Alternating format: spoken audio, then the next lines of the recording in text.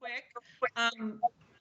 For ease of the minutes and just to make it very clear who's talking, we're going to do it a little different than we have. When we go to vote, I will call everyone's name and you will be aye or nay, depending on voting. And when it comes time for discussion, I will call on each person individually so that they have the name on the record and you'll get a chance for questions or comments at that time. And so everybody will get asked if they have any questions or comments on each item.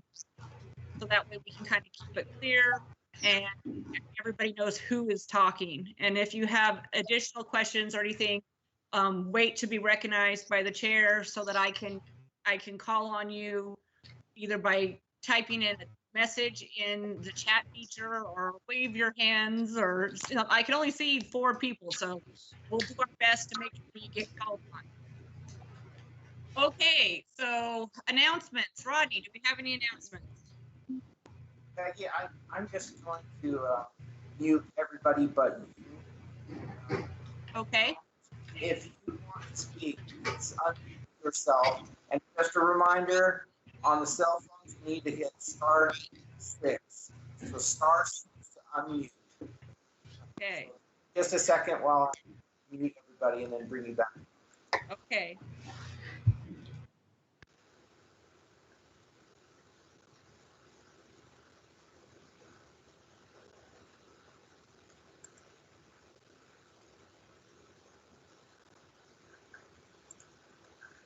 So Peggy, it looks like you're going to have to unmute yourself. Okay, I'm back. All Okay. right. Do we have any announcements, Rodney? We don't. And we have no minutes, so we don't have any minutes to approve. What about report on council actions? Did we have a council person come in, or did you want to update us on some stuff? I did see Councilman Haverfield in the queue.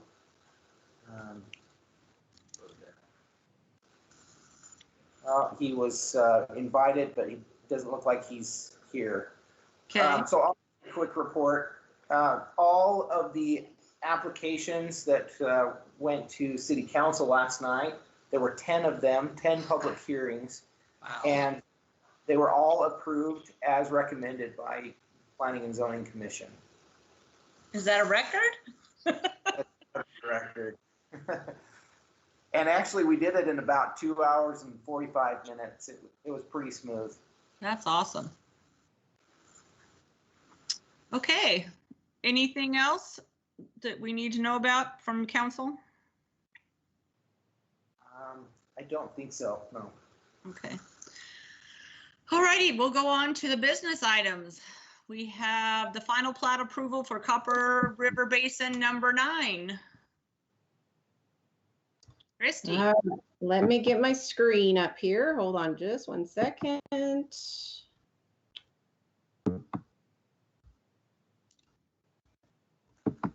Peggy, did you need to do a roll call? For attendance? Yeah, we can do that real quick before Christy starts. Since we didn't have to vote on the minutes, I got lax already. Okay, Adam. Just reply with a here, if you would, please, or present. Oh, Adam. Can you unmute him? There we go. I got it. I'm here. You're here. Awesome. Steve. Here. Tom.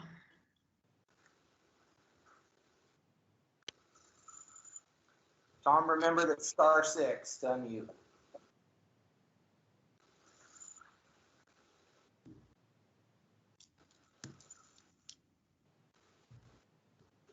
Mr. Tom. This is good practice. Just make sure we can unmute ourselves.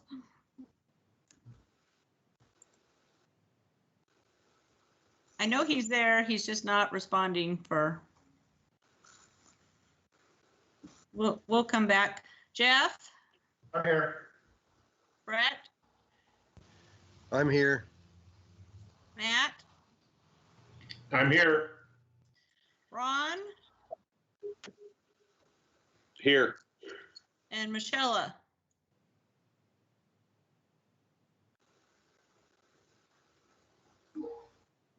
Here. Yay. Tom is Can you hear me? texting that he'd hit the *6 and he couldn't unmute himself. Can you hear me now? Hey, yes, we can. All right. There So you go. we are fully, full attendance. Okay, now Christy. Okay, can you see the screen? Yes. Okay. Thank you, Madam Chair and Commissioners. The action requested from you tonight is a recommendation of approval or denial of the Copper River Basin Subdivision Number 9 Final Plat. This project is comprised of 19.06 acres proposed to be platted into 72 buildable lots and 7 common lots, all located in Nampa near the southwest corner of Roosevelt and Middleton. The property is inside the city limits and it's zoned RS6. This phase is bordered on the north and east sides by other phases of this subdivision, and on the south by an RD zoned vacant property, and on the west by Canyon County residential property. The annexation, development agreement, and preliminary plat for this project was approved in September of 2004. In the meantime, phases 1 through 7 have all recorded, and phase 8 was approved in March of 2019. So the findings in this case are that it is located in the city limits in an RS6 zone. It conforms to the approved preliminary plat layout, and it conforms to the applicable subdivision and zoning standards for Nampa. There were no other comments received by this department since you received your staff report. So staff feels that it's appropriate for the commission to recommend approval of the final plat for Copper River Basin Subdivision Number 9 to City Council with the conditions as listed in the staff report and any other conditions that you see fit to impose tonight. I will stand for any questions. Okay. I'm going to go down the list and see if anybody has any questions. Adam, No. Steve, No. Tom, Nope. thank you. Jeff, No. Brett, No. Matt, No questions. Ron, Negative. Michelle.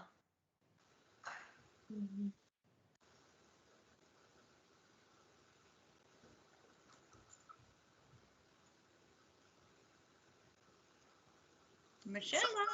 It's like she muted herself again. Okay. All right, since we have no questions, does somebody want to make a motion? I can pick on somebody and, I had a question. Matt? okay, Michelle, what's your question? So my question on page 20 was talking about the street names, that it was, I guess, not very well been able to understand for like emergency 911. Was that addressed or not addressed? It's on page 20.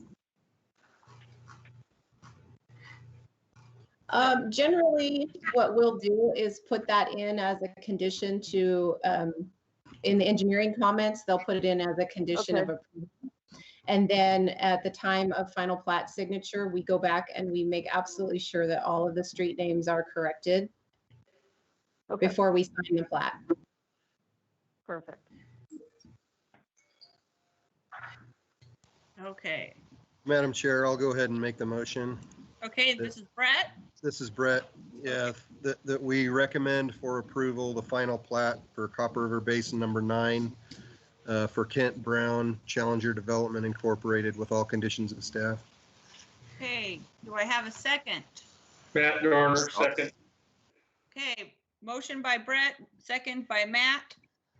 All right, we're gonna do a roll call. Adam, Yes.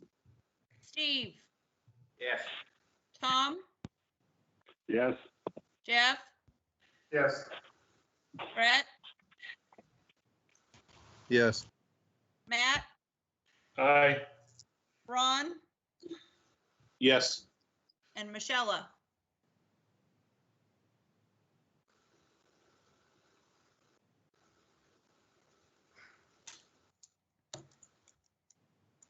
Aye. Thank you. All right, that is recommendation to city council going on through. All right, business item number 2. Christie. All right. So you can see Lost River number 2 up on your screen.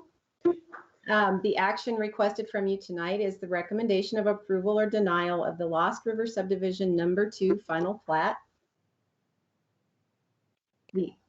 This project is comprised of 17.4 acres and is proposed to be platted into 66 buildable lots and 2 common lots for 4.8 units per acre, located in Nampa, north on East Cherry Lane and east of Canada Road. So the property is located inside the city limits and is zoned RS 8.5.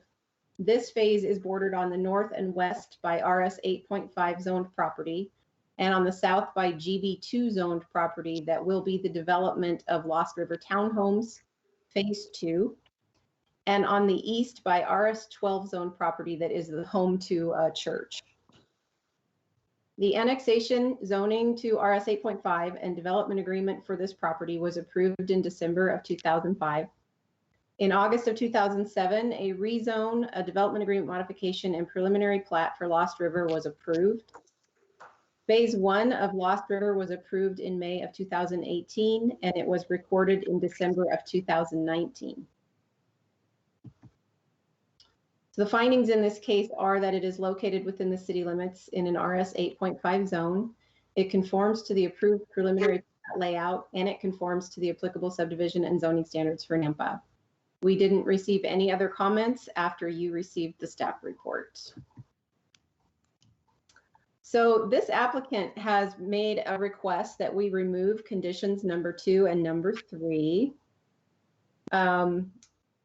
So let's see. The deed and dedication from the top of bank of 10 Mile Creek. This was a comment that also arose with phase 1, but the ground north of Lost River where 10 Mile Creek falls is not actually within this phase. So Cody Swander said that he was fine with removing this condition. And then on number 3, it says add a note to the plat regarding individual lot trees. They've noted that on the landscape plans, which is the usual place to see that type of a note. They don't usually put that on the plat. Cody Swander also responded that he's in favor of removing that as well. So with those 2 removals, staff feels that it's appropriate for the commission to recommend approval of the final plat of Lost River subdivision number 2 to city council with conditions listed in the staff report and the removal of conditions number 2 and number 3, or any other conditions that you see fit to change or impose at this time. I will stand for any questions. Okay, we're gonna go through roll call again and see if there's any questions. Adam, No. Steve, Tom, Nope. Jeff, No. Brett, No. Matt, No questions. Ron, Nope. and Michelle. No. Okay. Do we have somebody who would like to make the motion? Madam Chair, I'll make a motion that we recommend approval, final plat approval for the Lost River subdivision number 2 east of Canada Road on the north side of East Cherry Lane for 66 single-family residential lots on 17.37 acres for KM Engineering LLP representing Nampa North LLC with all conditions of staff, with except striking recommendation number 2 and number 3. Do we have a second? Second. Is that Jeff? Yes. Yes. Okay, so motion by Matt, second by Jeff. We're gonna go through and vote. Adam, Yes. Steve, Yes. Tom,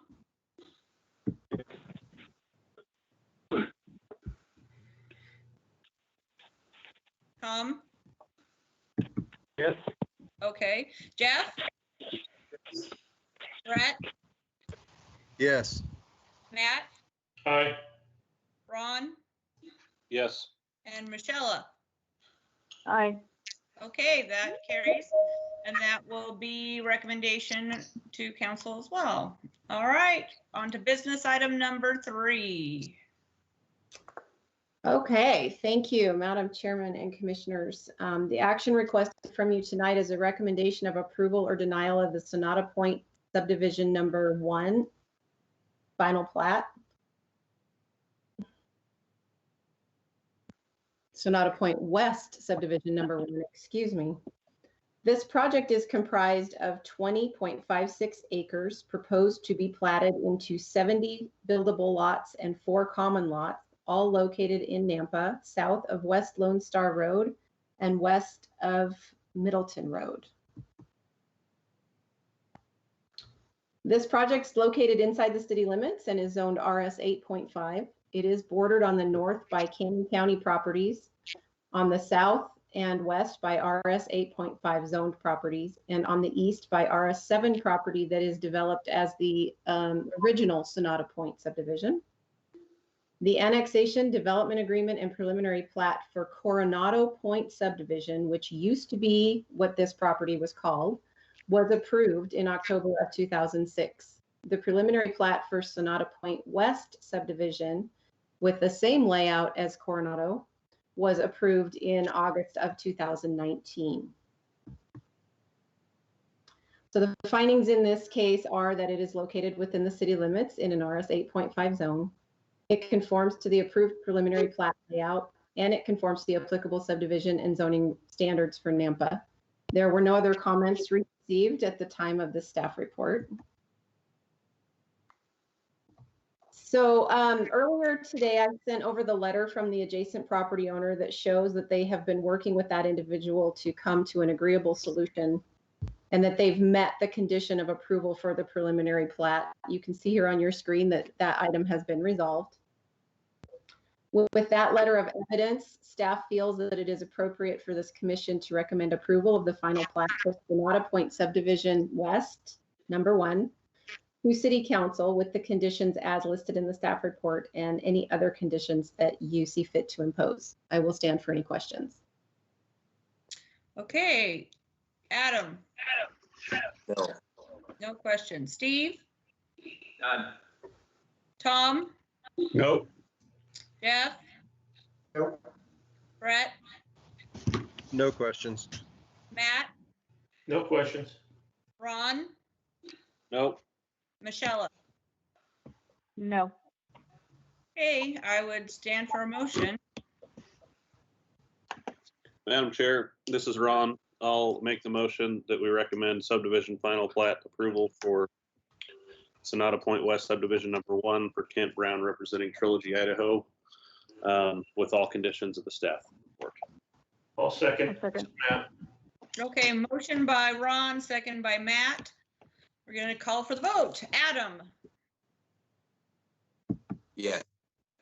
Steve, Aye. Tom, Yes. Jeff, Yes. Brett, Yes. Matt, Aye. Ron, Aye. Michelle. Aye. Okay, that is going to go to council. All right. You got dinner? So now we're on public hearing number 1, and okay, we have the applicant. Is the applicant on the call, Rodney? Let me take a look at the participants, but they should be. This is for Mesa Ridge Estates. Correct. Just a reminder, we've got quite a few people on the phone. So again, a reminder, *6 to get off of mute.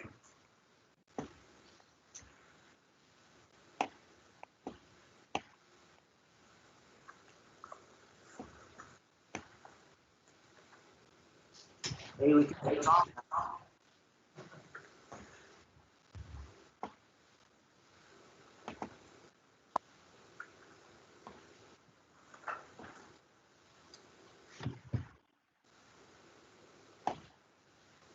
So Jaron DeWalter is the applicant.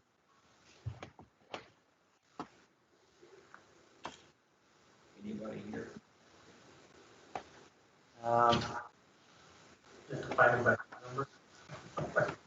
They should have to unmute themselves in order to be heard. So that's 6.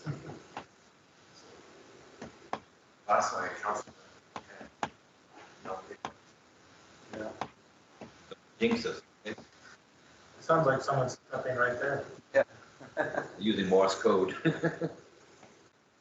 So what we could do is move on to the next one, and I will try to call them and see if we can get them on. Okay. So public Can you hearing. hear me? Oh, yes. My name's Kurt Smith. I'm representing Jerem tonight. Yay, thank you.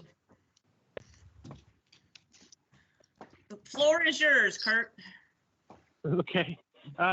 We had a subdivision we were trying to do a few more lots on. Once we did the analysis and stuff, we ended up there were too many rocks and whatnot in the process for what we could afford at the current time, and so what we have is a subdivision that's, I believe it's already in the RD zone. And we are just wanting 2 buildable lots. There's an existing house, and then there would exist when we were done and 1 buildable lot. The total acreage is about 2.5, a little over 10.5 feet. The original house will sit on 0.79 acres, and the remainder would be a little under 10 acres for the lot.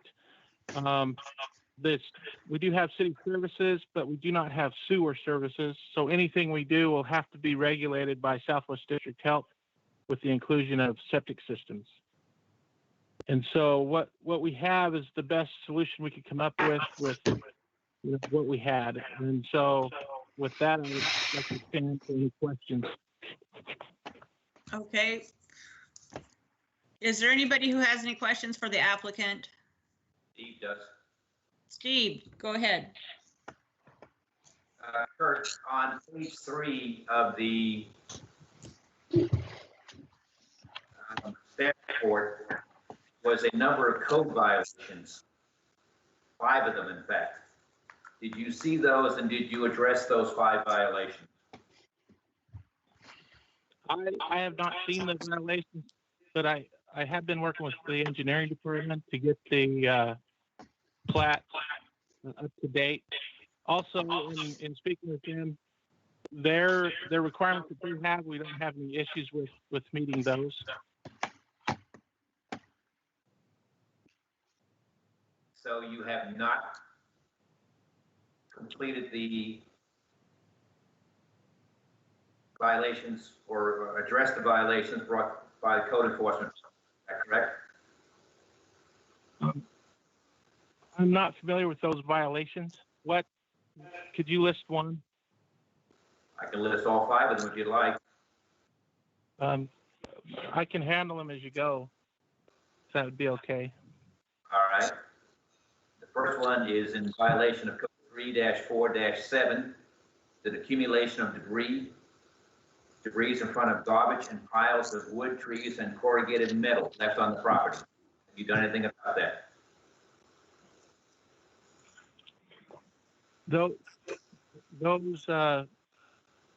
That violation, I believe, is because of disrepair of the project when the applicant bought it, and he's in the process of cleaning it up.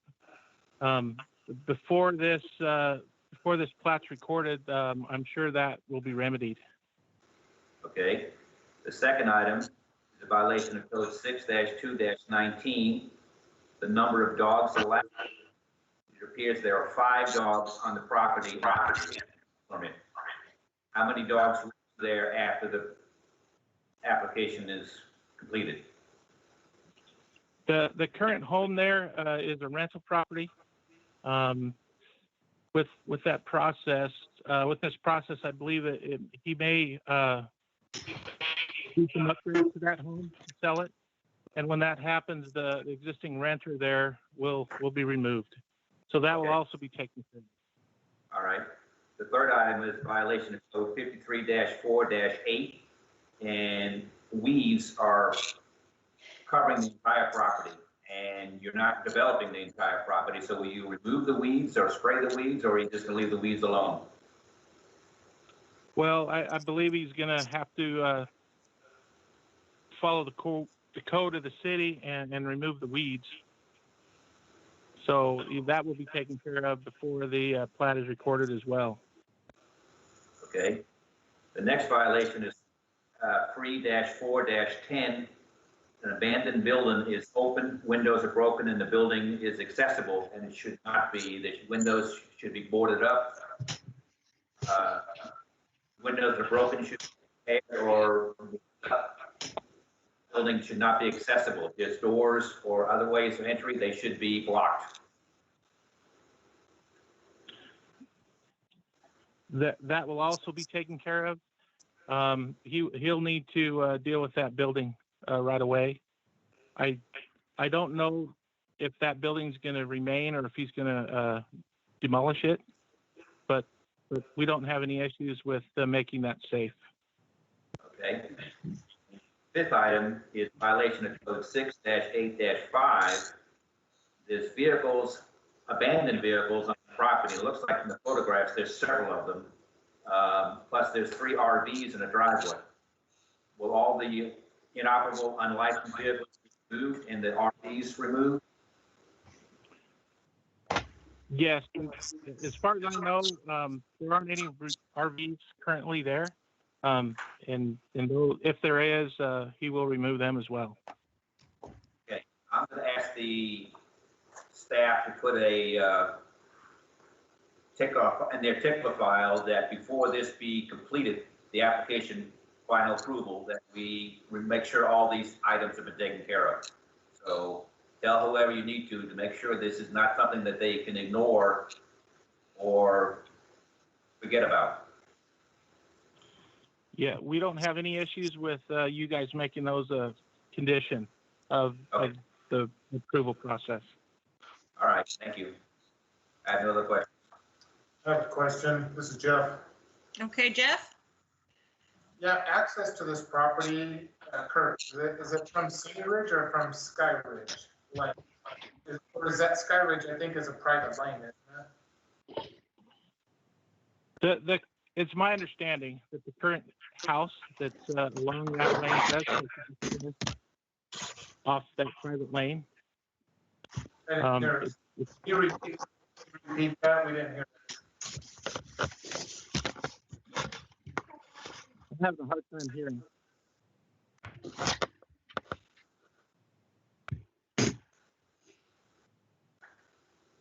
Can you hear me? Yes. Okay, sorry. The existing house there does take access off the private lane. And so we were planning on keeping that as is. The new lot, the larger lot, will take access off Sunny Ridge. Are there any other questions for the applicant at this time? Yeah, this is Matt. Kurt, can you explain how, because it sounded like when you introduced this, that the project scope had changed, the number of lots or that are going to be developed because of site constraints?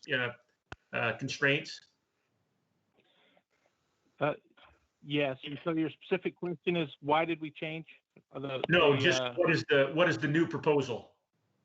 Oh, the proposal is simply creating two lots, one that's buildable and one that's with an existing house.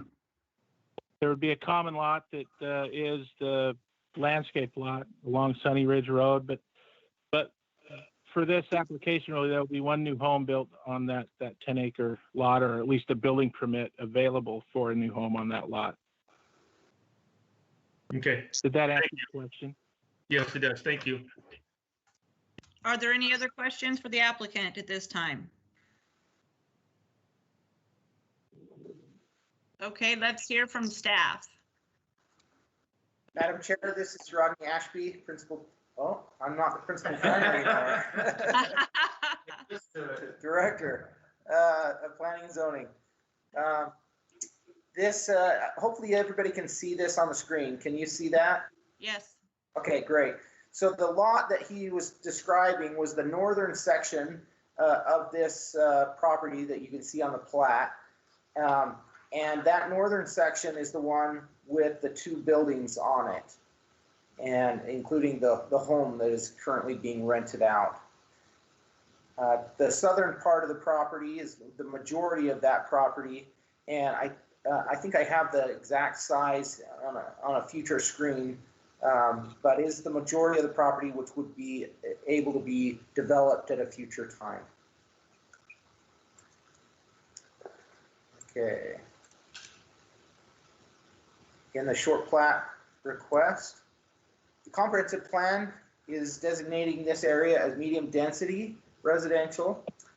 The requested zoning, or the existing zoning, I should say, is the RA suburban residential, which has a minimum square feet lot size of 30,000 square feet.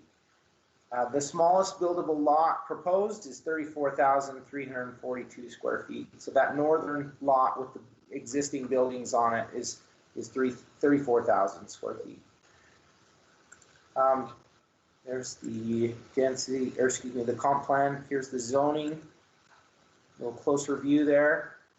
Quite a bit of different zoning all the way around. To the north is a rural single family home on 3.52 acres with the RA suburban residential zoning designation. To the south is rural single family home on 1.27 acres. That's in the county, it's enclaved. And there is also to the eastern side and south of the property is the Lighthouse subdivision common area. It's zoned RS7, and then of course the Wilson Drain and Bray laterals that run across the property to the south. To the east is Skyview Park subdivision. It's a single family homes in an RS6 zoning district. And there are also a rural single family home in an enclave property.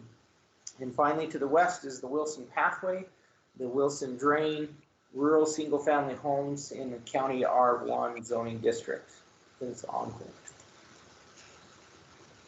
A little bit of a aerial view for you to look at.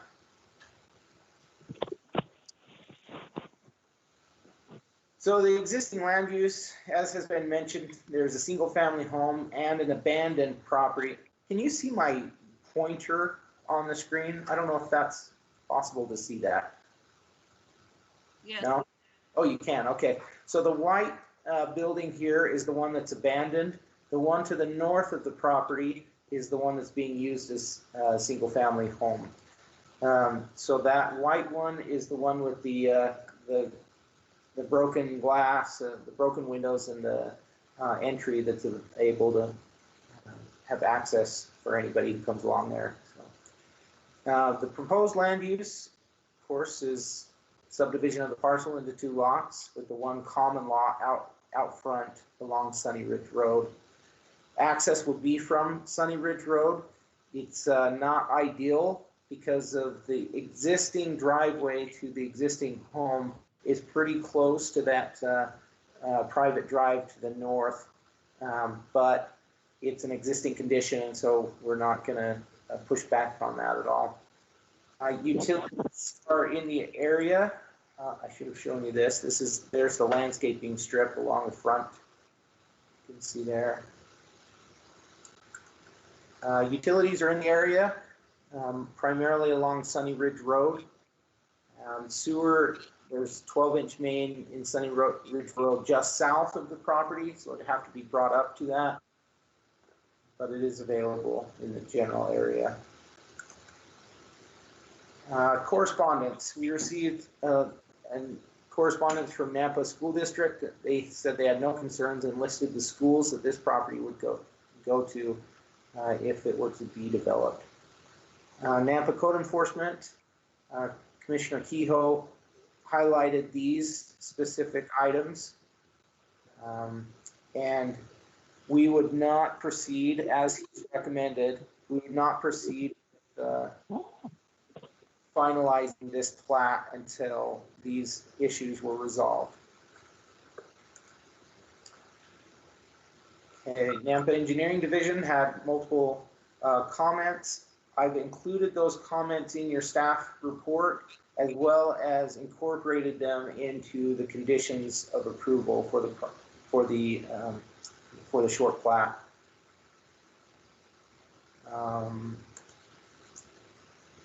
Applicable regulations, basically plats, short plats are approved if they are compliant with the city code and subdivision standards, and Nampa Engineering's discretion based on availability of services to the future development. And it was just under correspondence. Engineering did not have opposition to this moving forward. The findings of fact are listed there. It's a request for zoning or for subdivision. There, it's already in the city and zoned appropriately. And with changes under the recommended correspondence section in the staff report, I believe this is substantially conforms to our code. So I've placed a potential motion on the screen for you and would stand for questions. Okay, does anybody have any questions?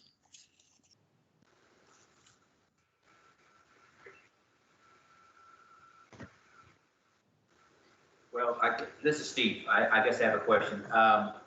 The applicant mentioned at the beginning that this was changed somewhat. Is this motion the correct motion now, or does this need to be corrected?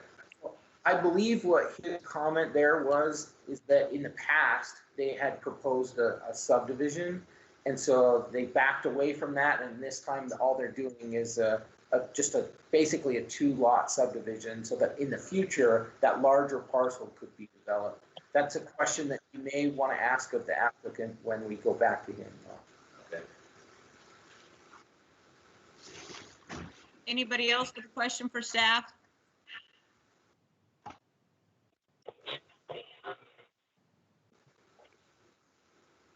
Okay, hearing none. Is there any questions for the applicant? Well, yes, this is Steve. I have the question that Rodney just raised.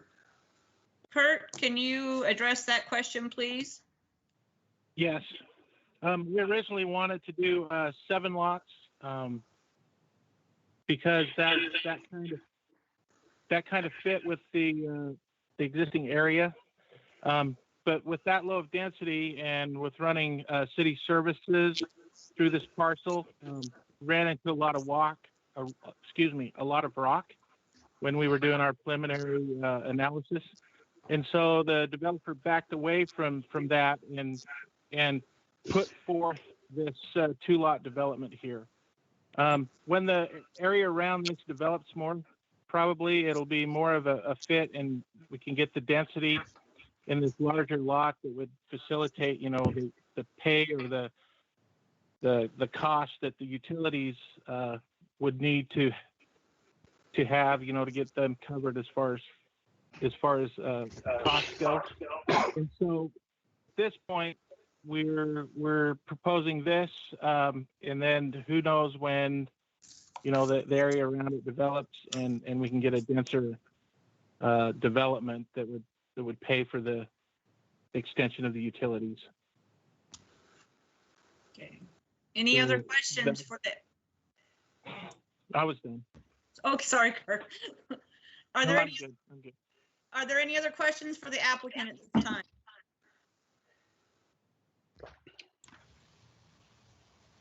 Okay, we're going to open public hearing. And I have one name, Nancy Luvar would like to speak against.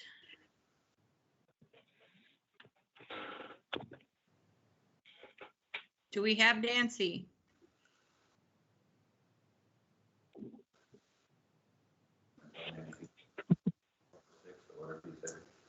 Remember, Nancy, if you are on a phone call, please dial *6. I did. Can you hear me? Yes, we We can. Great. Hi. Nancy, I, give us, I live in the, can you give us your name and address for the record, please, Nancy? yes, it's Nancy Lavar, L-O-U-V as in Victor, A-R. My address is 1036 Yaquina, that's Y-A-Q-U-I-N-A, Bay Drive, Nampa, Okay, 83686. thank you, Nancy. Now you can go ahead and tell us why you're opposed to this subdivision. Well, I look out onto it. I live in the Lighthouse subdivision, and I don't know how they can do it with the density. Of course, now they've changed the density, so that was my concern, was this second lot and them wanting to make it, well, what they said was medium density. That's debatable. But now I'm hearing it's changed, so are they still going to develop that lot with a medium density eventually? And what does eventually mean to them? That could change, you know, it could sell, lots of things could happen between now and then, but it would have to come before us again if they want to make changes to whatever we decide today. Okay, I have a concern over what that's going to do to the traffic on Sunny Ridge. Because so much of this is not in the city, it's in the county. We're in the city, but much of the property along Sunny Ridge isn't. And so there are no sidewalks for the children to be able to walk to the high school. It's a 2-lane road that has a rise in it. It's got a little hill in it. So as you're coming over the top of that, kids are in jeopardy. And that's a major concern for us, putting more traffic on that road and not taking care of those issues and making sure that our children are safe and that you can walk there, and just the density of it. I mean, it's a 30-mile-an-hour speed limit, but nobody pays any attention to it except for those of us who live here. Okay. So I have a concern about that. Is the city going to step in? And has this been annexed into the city? Will there be sidewalks? Will the road be widened? We have another development going just to the other side of Sunny Ridge, where this one's on the east side. On the west side is a very large development of fourplexes and duplexes going in that's going to bring a lot of traffic in. We can ask staff about that. Okay. Any other questions? Those are my concerns. And if one of us didn't speak and let you know what's really going on, I don't know that would have been taken into your consideration on whether you approved it or not. Okay, thank you. Thank you so much. Rodney, do you want to address that, or is Daniel available to? We do have Daniel on the line, and just a reminder, Peggy, we're going to need to go back to the applicant at the end. Okay. So from the traffic perspective, the proposal that they have currently would not trigger any traffic improvements necessary. They will, as one of our conditions, have to put sidewalk in along their frontage for the short plat. The city, unfortunately, with those county parcels, we don't have the ability to go in and require them to install sidewalks until such time as they annex into the city and develop. And so unless there are other funding opportunities where we can go do that, which we do evaluate those and look at those as the grants come up for that. Most of the grants we look at are more focused on elementary school accessibility and walkability. There tends to be less children walking to the high schools than the elementaries, so that's typically where our focus is. But this development itself will have to put in sidewalks along its frontage. And as others develop in there, we'll get more sidewalks out there. As for additional traffic from the adjacent development, that one was large enough. They had to do a traffic impact study and had to mitigate their traffic based on our policies. This one here, once again, is small enough that they would not have to do any evaluation for the very few additional vehicles that would be added from a one lot split. Okay, thank you. Does anybody else have any questions for Daniel? Okay. All right, do we have anybody else that wants to speak for, against, or undecided on this proposal, Rodney? We don't. Okay. And we needed to have the applicant on again to answer a question, is that correct? Yeah, they just need to legally, they have to have a rebuttal after someone else has spoken. Okay. Kurt, do you want to address anything, any of Nancy's concerns? Yeah, just as Daniel mentioned, we are required to put the sidewalk in, at least north of the canals is what the agreement was. That's one of the reasons why we didn't go denser, was because we didn't feel it went with the area, because it is still a rural nature. And so we feel that what we have is probably the best route we could go at this time. That was the developer's decision. At the beginning, I forgot or wasn't asked, so I didn't remember to give you my address and name. I'm Kurt Smith. I live at 2587 Southside Boulevard in Melba, Idaho. All right, thank you, Kurt. So the owner of the property, does he have immediate plan? You know, what's his timeline, you think, for maybe proceeding to more development there? He has not shared that with me. It's my understanding currently that he doesn't have plans. He may end up either building a home on that larger portion or selling it. Okay. If I was to guess, and it's just a guess, he's probably going to sell it. Okay. So we can't foretell the future. That's the best information we have at the time. Okay. Yep. Does anybody else have any final questions for the applicant? I do have a question. This is Jeff. Thank you. Looking at the conditions or the issues that were listed, there were 5 of them, the debris and the dogs and things like that. My question is, with the whole 10 acres, is this conditions that this will be taken care of for the whole 10 acres or just the 2 parcels that are being split off?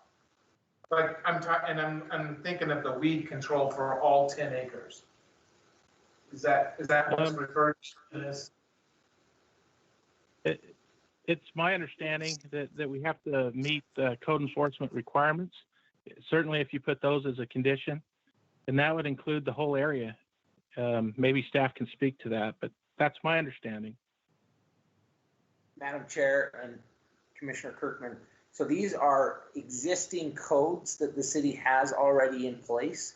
And so absolutely they would need to be in compliant throughout all of the acreage that they have responsibility for. But not just the lots that are being built on. That's correct. Okay.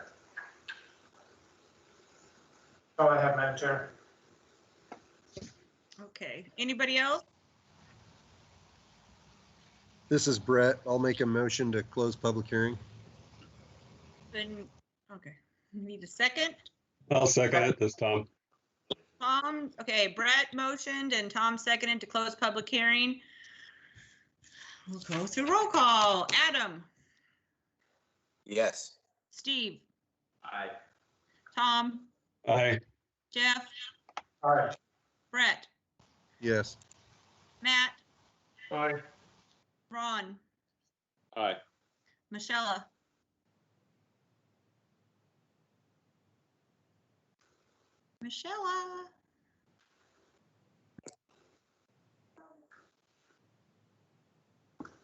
Aye. Okay, moved in we've got a unanimous decision to close public hearing. So what do you guys want to do? Madam Chair, I'll make a motion. Is this Jeff? This is Jeff, sorry. Thank you. We move to approve the recommendation of City Council, the short plat subdivision for Mesa Ridge Estates at 2720 Sunny Ridge Road into residential lot and one common lot on 10.68 acres for an average of the units per gross acre for Jaren DeWalter, with all the findings and conditions recommended by staff in the report. Number 2 for the conditions. At number what? 2. The 5 violations of code enforcement. That's one of the conditions of staff. Yeah, that's included in Yes, and there's, yeah. Matt, I'll second. Okay, so motion by Jeff, second by Matt. Call for the vote. Adam, Yes. Steve, aye. Tom, Aye. Jeff, Aye. Brett, Yes. Matt, Aye. Ron, Aye. Michelle. Aye. All right, that carries. So that will go on. Okay, on to the next one. Number 3 has been recalled, so we do not have the conditional use permit for the 3 dogs. So public hearing item number 4. Do we have an applicant available for this? Madam Chair, we're on public hearing number 2. Oh, I'm trying to skip ahead, obviously. We appreciate you moving through this and wanting to get done though. Let's get it done. Well, we were gonna skip number 1 originally, so okay, public hearing item number 2. Annex and zoning at 30 North Kings Road and 3126 East Victory Road. Do we have an applicant for this property? This is William Mason with Mason and Associates. Our Okay. address is 924 3rd Street South in Nampa. All right. Why don't you tell us what your plan is, Mr. Mason? Okay. We are looking at the southeast corner, the northeast corner of Victory and Kings Road. We would like annexation and rezone of 20 acres. 4 acres of that would be business, BC community business, and 16 acres of that would be RMH, which is high density multifamily residential. The BC is the 4 acres in the very nearest corner to the intersection. The conditions that staff has requested, we don't have any issues except for item number 7, and I know this came up in the last public hearing. The code enforcement issues. Currently, our client owns the west parcel of this property, and if you look at the exhibit in the planning and zoning staff report, you can see there's a line through the center of it. It's kind of got a jog in it. Our client owns the west side of that line. He's got a purchase agreement for the east side of that line. And the property that is having code enforcement issues is the easterly property.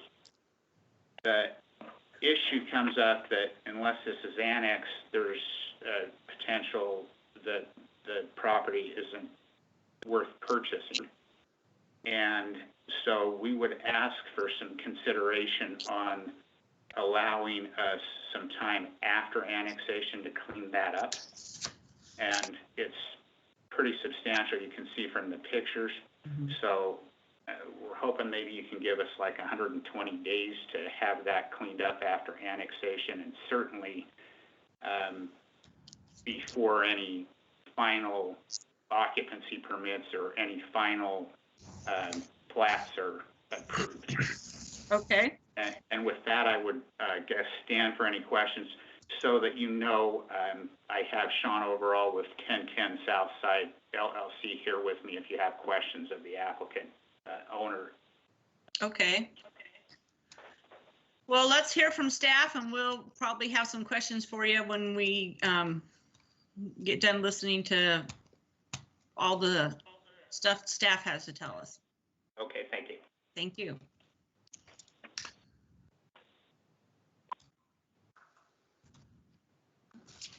Madam Chair and Commission, this is Doug Critchfield, Principal Planner, and bringing to you today, this application has been stated for annexation and zoning at 30 North Kings Road and 3126 East Victory Road. 4 acres to community business and 16.06 acres for multifamily residential, which would be the RMH high density zoning. The stated purpose for the development of retail and higher density housing in Nampa. Let me do something to my screen here real quick. There we go.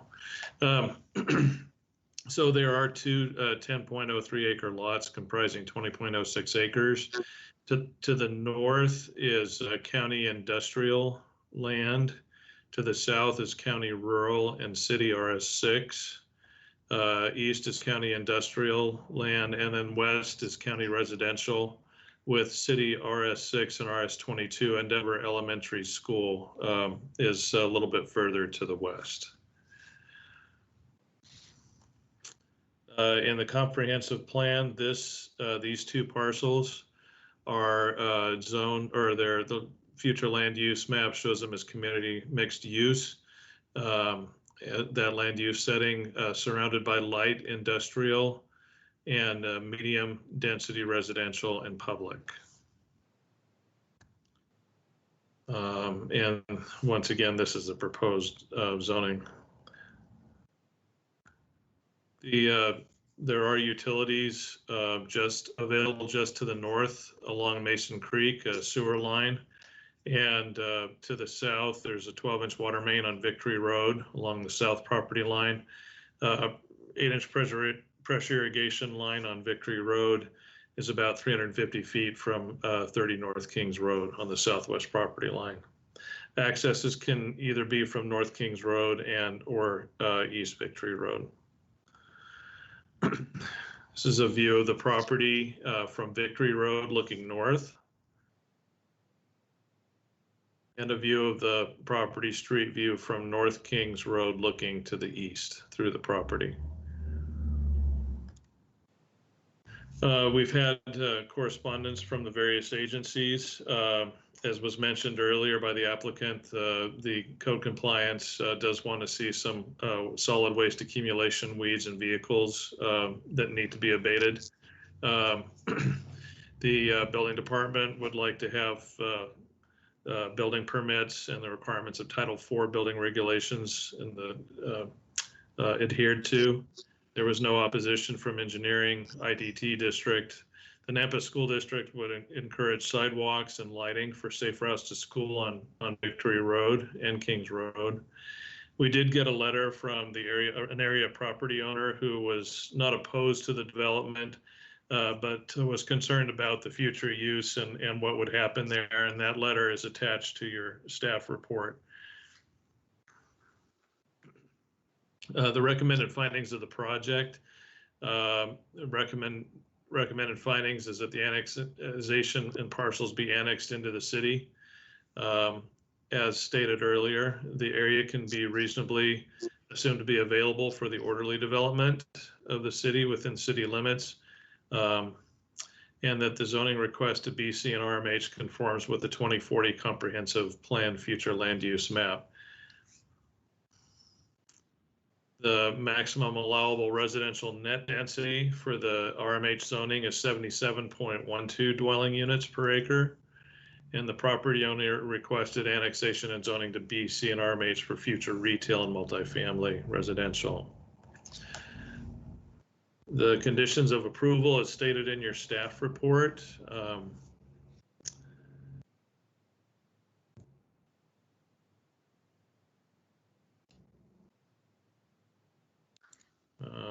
And then this is the requested action, once again, for your consideration. And with that, I'll be glad to take any questions. Hey, Doug, this is Jeff. Yeah. You think staff would have concern with number 7 and allowing that to go forward as the applicant had proposed? Cleanup, if annexation was approved by city council, then to do the cleanup for 120 days? Yeah, Commissioner, Madam Chair, we would not have any problems with that. That 120-day period is something that we can work with the code enforcement on to ensure that that takes place. And this would be after city council approves annexation? Yes, that's correct. I just want to make sure that's clear. Thank you. Any other questions for staff at this time? Thank you, Doug. Thank you. Okay, did I have? Nobody is signed up for, against, or undecided. Rodney, do we have anybody that showed up there to be on the record? No, so anybody who wanted to participate tonight had to contact us beforehand, and no one has contacted us except for those we've given you the names of. Right, and then we have the letter in the packet for this one. Correct. Okay. All right, let's get the applicant back on. Well, we need to hear from the applicant or close public hearing first? You can hear from the applicant. Okay. All right, in this letter that we have from Greg and Karen Palmer, they were wondering what kind of retail businesses you have planned for that 4 acres.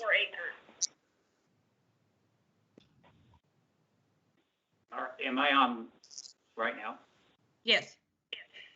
Okay, so I'm going to have Sean Overall with 1010 Southside speak to that.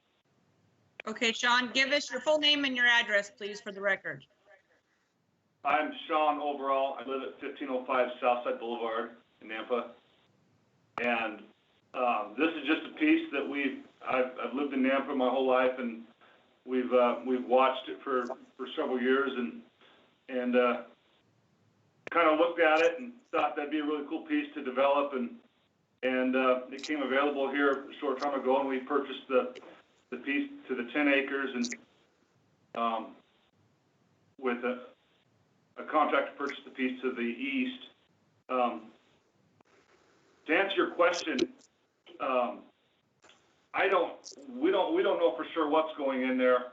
We just felt like the BC zoning would fit several different uses, and then trying to meet the city's demand of housing for the rest of it. But I don't have anything set in stone yet as far as what we want to put in either one of the parcels. So you don't have any idea how many, you're building apartments, townhouses, nothing planned necessarily? Not necessarily. We've kicked around a couple different ideas, but I don't have anything with this virus going around. A lot's changed in the last 3 months, and so we don't have anything specific. We've kicked around the idea of apartments. We've also kicked around townhomes, but we haven't made a conclusive decision on that. Okay. Rodney, does this interfere with the airport extension or, with where it's located? So Daniel just spoke to this yesterday, kind of a similar situation. They are in the airport area, and they will have to comply with the building height requirements and reflectivity, all those conditions when they go to build anything. That will be analyzed at the time of a building permit. Okay. All right. Does anybody else have any questions for the applicant?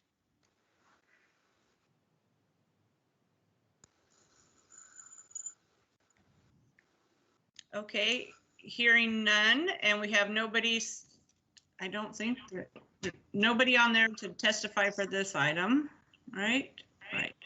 Okay, I would entertain a motion to close public hearing. This is Brett. So moved. Adam. Who seconded? Adam. Okay, Brett made a motion, Adam seconded. Okay, I'm gonna call for the vote to close public hearing. Adam? Aye. Steve? Aye. Tom? Aye. Jeff? Aye. Brett? Yes. Matt? Ron? Aye. Michelle? Aye. Okay, public hearing is now closed.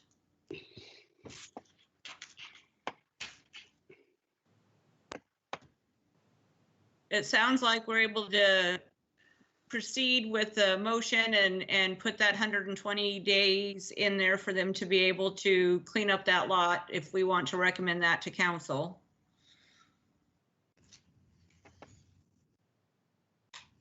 Do we have somebody who would like to make a motion? Madam Chair, I'll go ahead and make a motion. This is Jeff.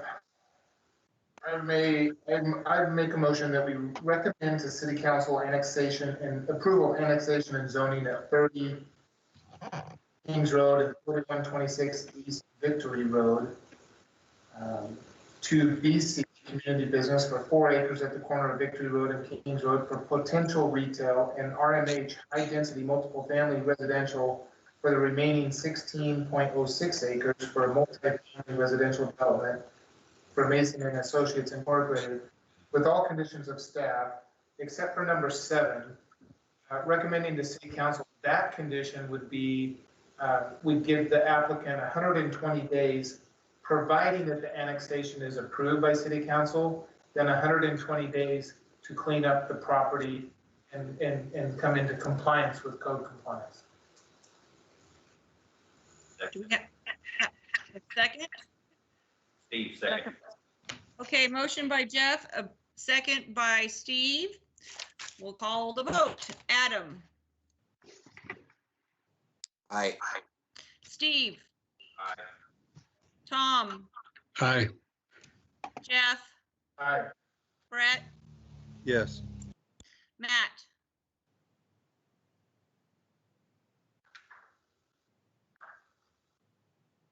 Matt?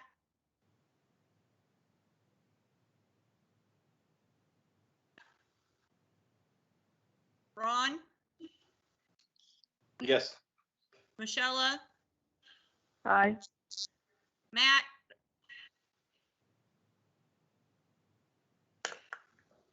We lost Matt.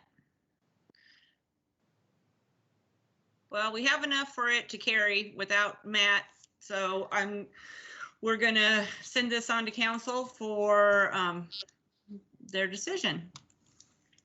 Okay, public hearing item number 3 is off the table. They have withdrawn their application, so we do not have the 3 dogs to worry about anymore. We now have public hearing item number 4, which is a subdivision short plat for Charlotte Meadows subdivision at 76 South Grays Lane. Madam Chair, the applicant should be on, but they also asked me to play this video for their part of their presentation. So the video should be on the screen. If you don't hear it, please speak up. Don't hear it. Not yet.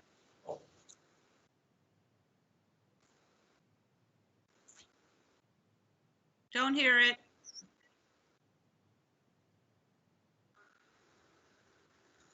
Couldn't hear it. Okay. Let me see if I can get it from here.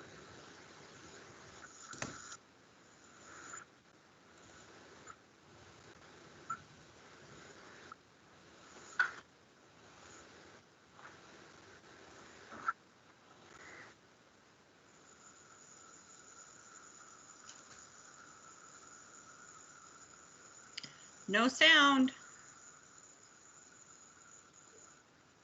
Oh, shoot. Okay. Wow. Mark Davis is going to try to help me. This is Mary Austin. I could actually just speak it if you would want me to. I'm fine with- Is that okay, Rodney? That's fine with me. Okay. I'll give a shot at it. My name's Mary Austin. My husband, John Austin, and I live at 76 South Grays Lane. Our home sits on 1.5 acres, and we're asking to split the property into a total of 4 lots with an average lot size of 0.375 acres per lot. The current zoning is RS6 residential, which is a minimum of 0.16 acres per lot. This is an infill project with city services and utilities already available on both Grays Lane and on Park Ridge Drive, and sidewalks are also already available, are there. Lot 1 contains the existing home, and then lots 2, 3, and 4 will be created on what is currently the pasture just south of the home. We showed in our landscape plan that we also create a 25-foot landscape corridor along Grays Lane in keeping with the other property along Grays Lane. We also intend to keep in place the white fencing that's along Grays Lane and Park Ridge Drive so that the fencing on both sides of the entrance into the Meadows neighborhood will remain harmonious and look relatively unchanged. Regarding driveway access, there's already a curb cut on Grays Lane between lots 1 and 2, which will be the access for lot 2. And then to allow driveway access for lots 3 and 4, the plan is to remove a 50-foot section of fence along Park Ridge, which will actually be about 140 feet back from that stop sign at Park Ridge and Grays. And that will allow for curb cuts and access to both of those 2 driveways for lots 3 and 4. Thanks for considering our request, and I'll stand for questions. Okay, I don't think we'll have any questions at this time. We'll hear from staff first, and we'll probably call you back at the end. Don't call her back, just listen. Thank you, Madam Chair. I think Mark figured it out. I had forgot to change this on this other computer. I changed the setting on my own, thought we were all set, but this computer is working out. But I think we're good. I think she covered everything that is on that video. So I will go back to the PowerPoint presentation.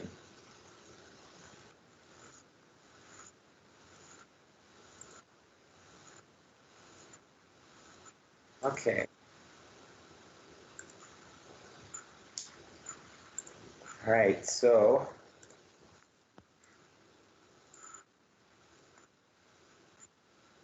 again, this is for a short plat approval, fairly small, to 4 single-family residential lots on 1.5 acres.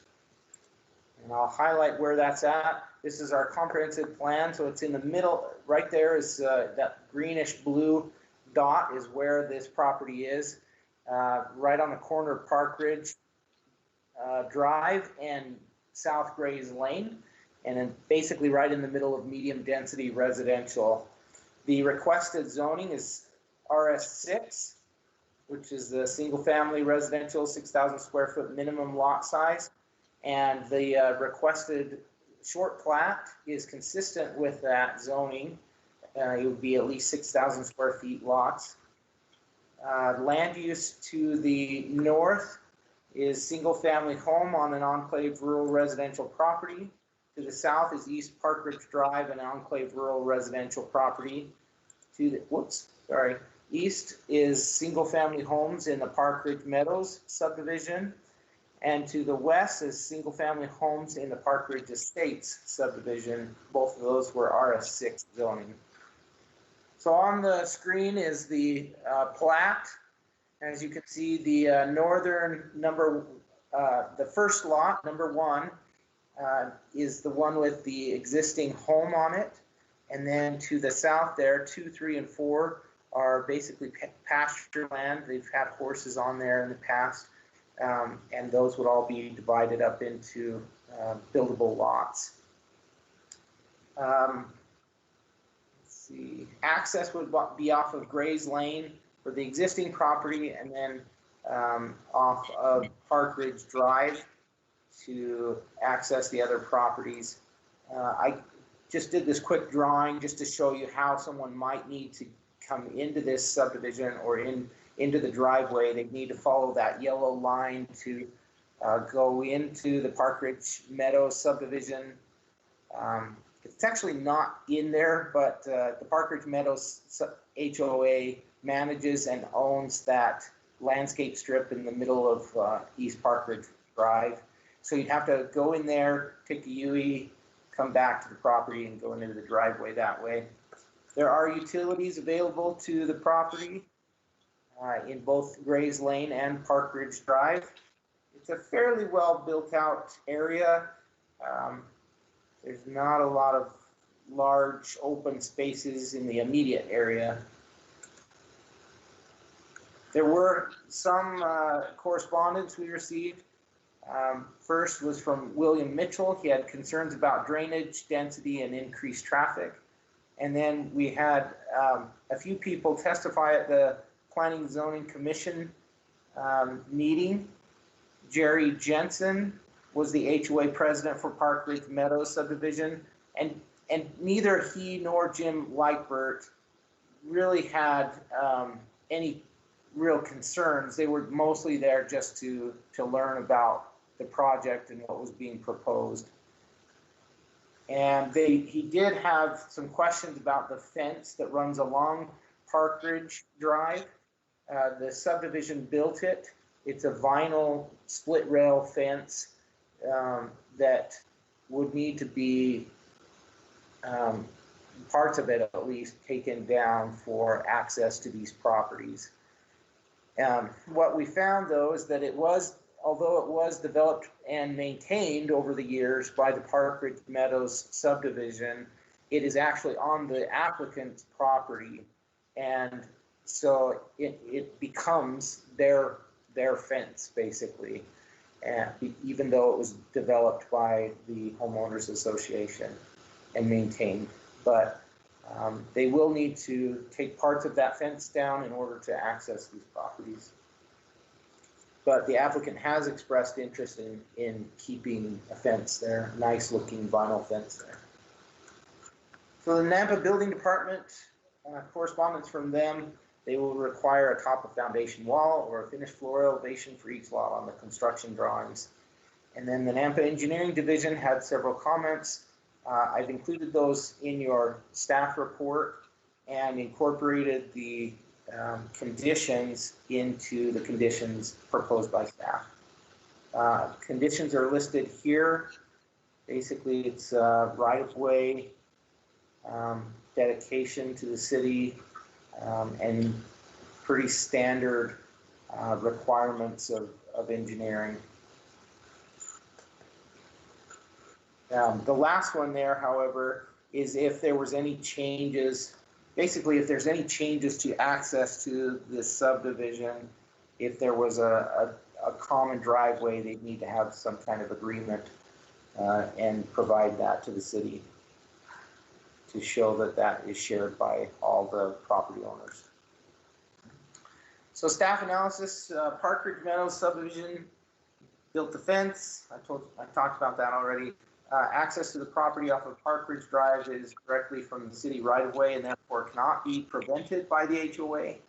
There was some questions about that in the first public hearing that we had. This is a continuance of the original public hearing.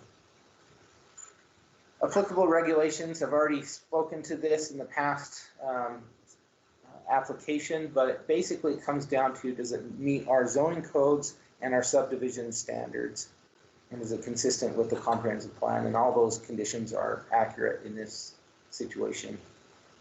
The findings are that it's within the city limits, zoned RS6, and with changes recommended under correspondence in your staff report, it complies with the code. And the potential motion is on the screen for you to consider, and I would stand for questions. I have a question for engineering, if I may. Engineering, are you still there? I'm here. Thinking about the access in that island in the middle of the road, how wide is that road to begin with, and how wide is it after the island is built there? I mean, somebody has to make a U-turn. I mean, I just can't imagine most vehicles making a U-turn right there. Give me 1 second to do a measurement here. And so at the back end of the island, the pavement width, including the island, is 47-ish feet. So that would typically be adequate for if you're hugging the outside, making a U-turn coming around that island. So it is from curb to curb, it is wider than a standard street because of that island, and it doesn't taper back until really you get to the other side of the intersection. So I would say there is adequate room to make a U-turn there. Larger vehicles may have to come up on the, the rolled curb or something, but I wouldn't have a significant concern with 4 lots and the amount of vehicles that would need to do that causing a problem. I can't agree with that, but you're the engineer, I'm not. Well, sorry, this is Jeff, Madam Chair. That was kind of the same concern that I had is getting around the end of that island, and you got these big trucks or somebody pulling a trailer or an RV or anything like that trying to get into those lots. Where are they going to go to make that U-turn with a trailer or something like that? It's not going to fit around that island. And I was wondering and this is probably a question to the applicant, was consideration given to maybe putting that access on the northern lots 1, 2, and 3, that shared access off of Sunny Ridge? Or Grays? Or off of Grays, sorry, horrible Sunny Ridge. Off of Grays. Madam Chair, Yes. this is Tom. I live in this subdivision. I know right where that's at. If they've got something even larger than their single vehicle, they can go about a half a block to a big intersection at East Park Ridge and Blue Heron and flip around there and come back and access it that way. Okay, so this is Jeff, my question still stands to the applicant was, and I don't know if she's still on, or Mary, are you still there? Yes, I'm still here. So was consideration given at all to a shared access point off of Grays Lane between the north property and the lots 2, 3, and 4? We did consider that, but we felt like each of those lots would have more privacy in their backyards if all their backyards gathered together at, between lots 1, 3, and 4, rather than turning the backyards of lots 3 and 4 towards Park Ridge. And also, I think that Tom is right as far as this amount of space that is available in that neighborhood. We see landscaping, pickup trucks with trailers on the back, making that with no trouble. Okay, thank you. Madam Chair, this is Tom again. Yes. Just a clerical clarification for Rodney. Jim Lankford that you have at 92 Grays Lane is actually Langford, Lankford. I know him personally, so I know that's why it's wrong. Thank you. You're welcome.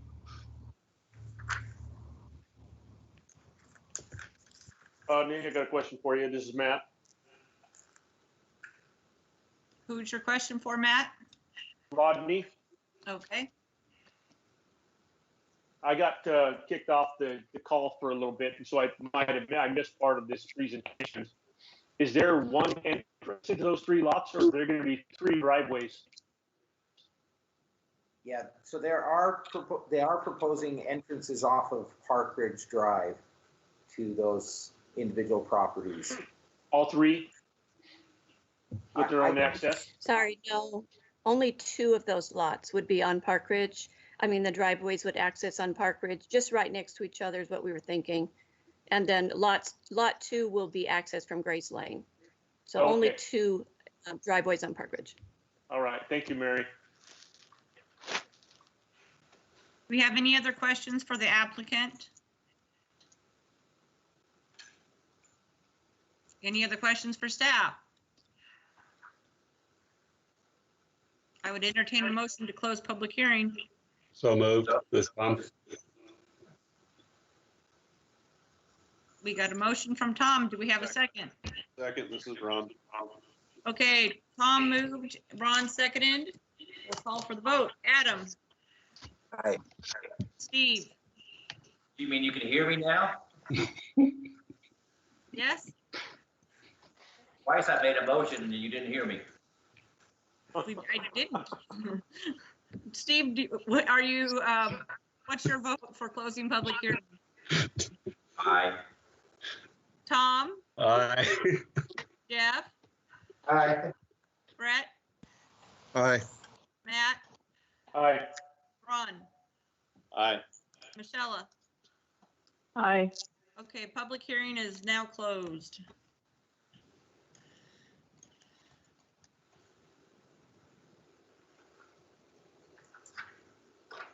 What do you guys think? Madam Chair, this is Brett. I will make a motion that we recommend for approval the short plat for Charlotte Meadow subdivision at 76 South Grays Lane. 4 single-family residential lots on 1.5 acres for an average of 0.375 dwelling units per gross acre for John and Mary Austin with all conditions of staff. Second is Matt. Okay, motion by Brett, second by Matt. All those in favor, Adam, Aye. Steve, Aye. Tom, Aye. Jeff, Aye. Brett, Aye. Matt, Aye. Ron, Aye. Michelle. Aye. Okay, that one is approved. Okay. Okay, before we start item number 5, I need to take a 5-minute break. If you guys, do we have the applicant ready for that one, Rodney? So this one is for West Greenhurst. This is Blake Wolf, and I saw him in the queue, so he should be on board. Okay, well, I need just a few minutes and I'll be right back. Okay. Remember to turn your sound off. Yeah.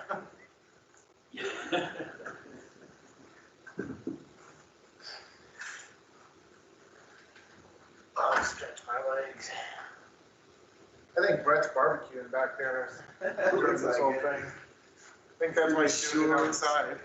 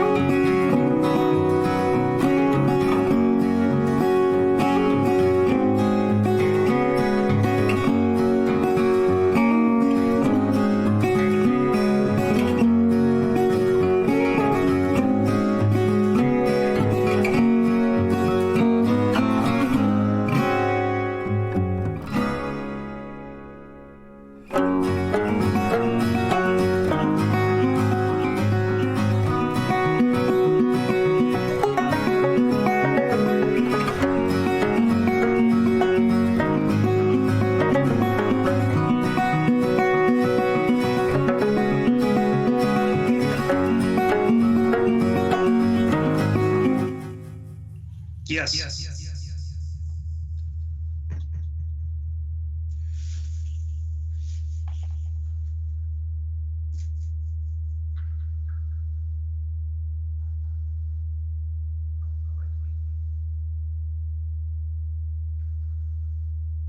Did we lose Peggy?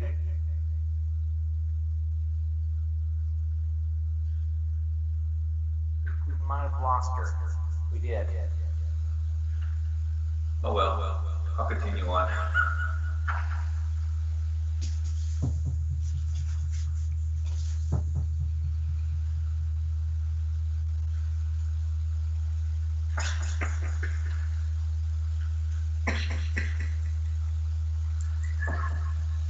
Let's see, who's the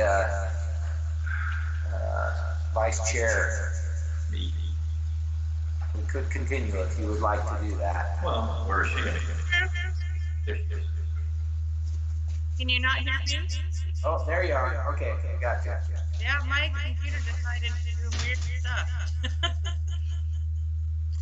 All right, we're ready for the applicant for number 5. Can you hear me? Yes. Hi, this is Blake Wolf. I live at 843 West Horizon Way here in Nampa. I am the applicant and owner of this almost half acre on West Greenhurst. My intent is just to split this one parcel in half. Last year I bought the parent parcel, which was 2 acres, annexed it, rezoned it, and used a one-time administrative split to build a house and sell that off. I built another house on the other parcel, which I still own, and I'm just splitting that parcel in half to create one more building lot. I've been in communication with both Caleb and Daniel on utility use and the public right-of-way use, and I am good with the conditions of approval. Any questions? Not at this time. We'll hear from staff and we'll see if we have questions for you after that. Rodney? All right, Chairman and Commissioners, Madam Chair and Commissioners, pardon me. Let me bring up this one.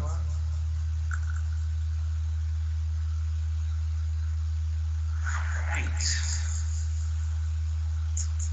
So again, this is short plat approval request for West Greenhurst subdivision, and I'll walk through all the planning and zoning history in just a minute, but it is at 904 West Greenhurst Road and is requesting a division to 2 single-family residential lots. Like, whoa. The comprehensive plan shows this is in medium-density residential. The little green square in there is where this is located. The existing zoning is RS6, 6,000 square foot lot minimum. To the north is a single family home developed as part of the annexation and administrative lot split in 2019. So I've tried to show this. There was no aerial that was recent enough to show you what's happening on the property. So the little yellow triangle is a rooftop.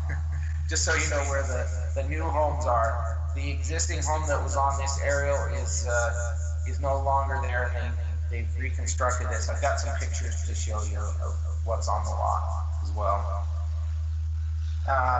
The unnamed, to the east is unnamed right-of-way paved by the developer to access the back properties with an agreement with the city of Nampa for private construction and maintenance. So it's city right-of-way, but they constructed it and then are maintaining it, their agreement.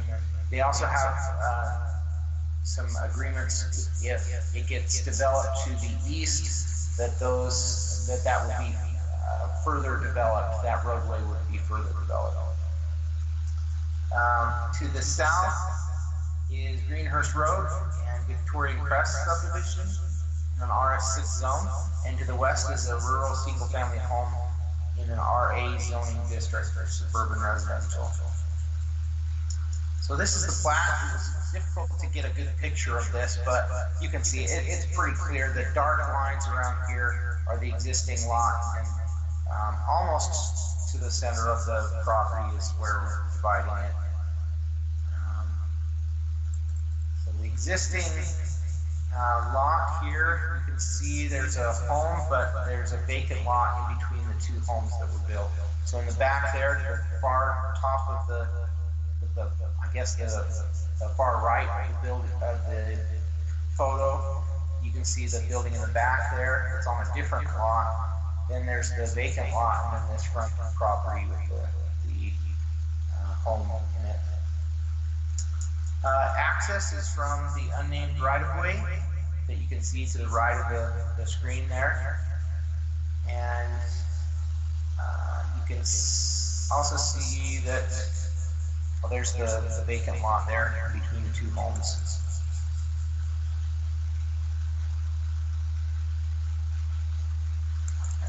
And then, of course, utilities are available in West Greenhurst Road. So a little bit of history here. Mr. Wolf already described some of this, but I just wanted to make sure we're clear on it. On May 20th, 2019, Nampa City Council approved the annexation and zoning to RS6 for 904 West Greenhurst. The applicant split the lot, the administrative lot split into two parcels to allow for the two single-family homes to be built. The right-of-way on Greenhurst and the unnamed local road to the east was dedicated to the city at that time. The right-of-way along Greenhurst was covered in gravel because it was not a subdivision process, so it wasn't required to put in the landscaping.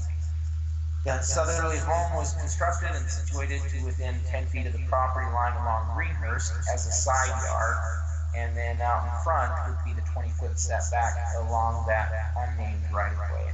Another home was constructed on the southern end of the newly created northern property, leaving a vacant area between the two homes. And the applicant had requested a short plat to split the final property off from the southern home lot. And I already mentioned the landscaping would not be required because it was done as an administrative lot split and not a subdivision. So there's that area that's got the gravel in it in front of Greenhurst Road. There is an existing sidewalk that was built as part of the construction of that home. That was a requirement. And then of course the gravel. So Nampa School District did communicate with us and just listed the schools that are serving this area. The Nampa Planning and Zoning Landscape Review, I've already mentioned.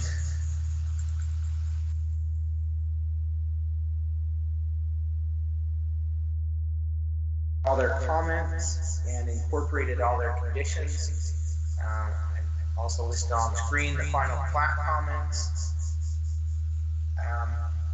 One of the ones I wanted to point out was the need to assign a street name to the unnamed right-of-way. So I would put that as a condition of approval as well.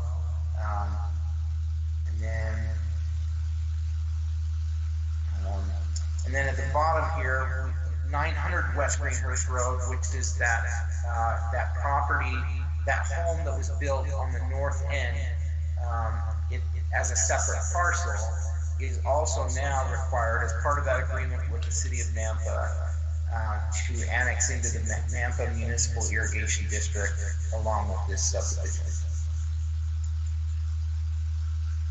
And the developer would be required to put the street name sign, stop sign at the intersection.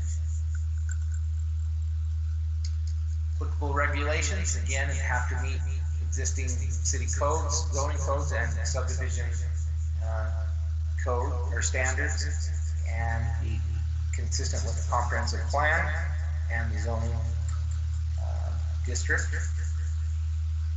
Finding of facts, his list is there. And I placed the potential motion on the screen, and I would entertain any questions. Rodney, this is Steve. I have a question. The gravel road, it belongs to the city now, or it still belongs to Wolf? So it's not actually a road. It is, you mean this road here? No. The unnamed? The gravel. So the gravel just, I think maybe Blake can speak to this, but I believe it's acting drainage for the road. So it is, it's in our right of way, but it's not a road. It's kind of landscaping, rock landscaping. So nobody's gonna drive on it? No. No question.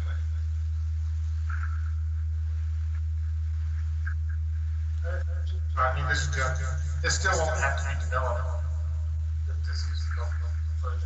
It's just the way he's done it is that he split it off, and now he's doing the subdivision after he did the split. So the subdivision already, is coming in after the right of way was dedicated. So now it's our responsibility. It's the city's responsibility.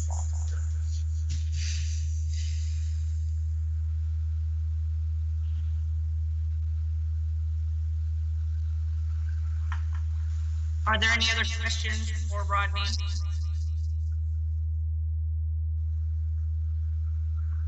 Do we have any questions for the applicant? I would entertain a motion to close public hearing.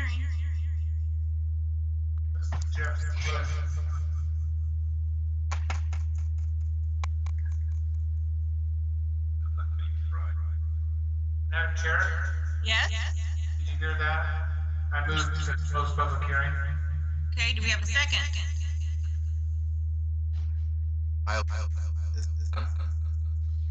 Okay, motion by Jeff, second by Adam to close public hearing.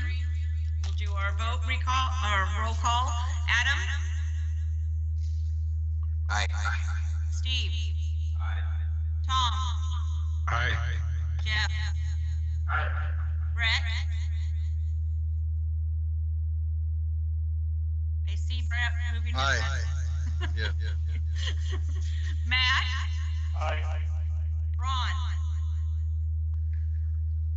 Aye. And Michelle? Aye. Okay, public hearing is now closed.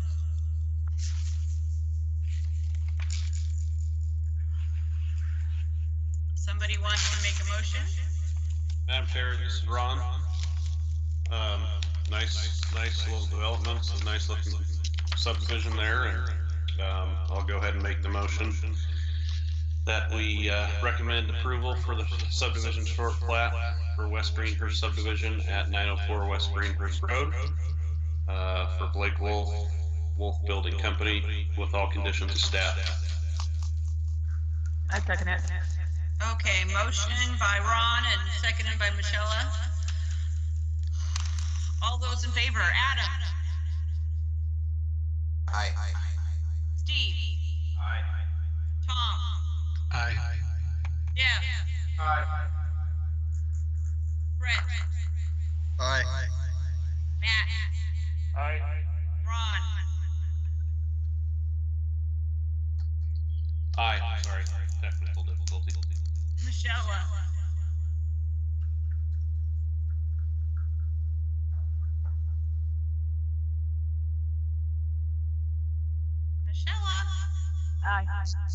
Okay.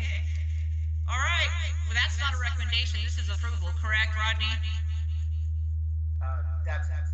Well, no, this is a recommendation. Okay. The It's a motion. recommendation. Okay. All right. Well, it's approved going to council then. Thank you. Thank you. Thanks for doing this. All righty. On to number 6.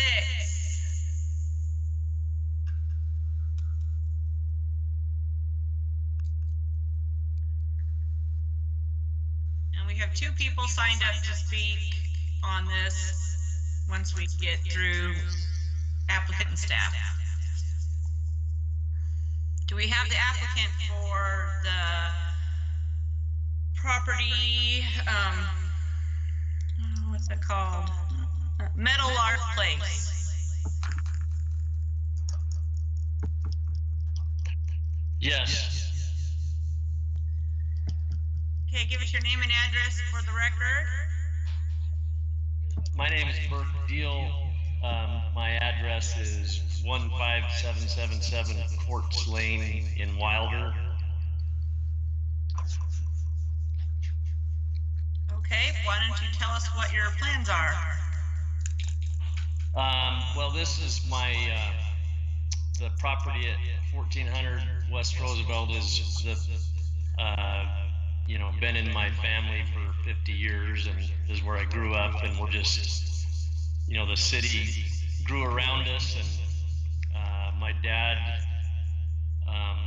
owned all the land around that pretty much, or a lot of it, and this is kind of the last piece, and so we're just trying to you know, fit it in with the city. It's been sitting there, you know, fallow for quite a long time, and so we're trying to make good use out of it.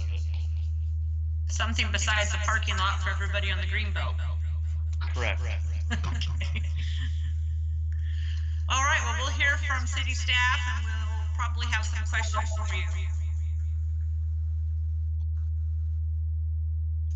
Okay, well, can everyone see my screen?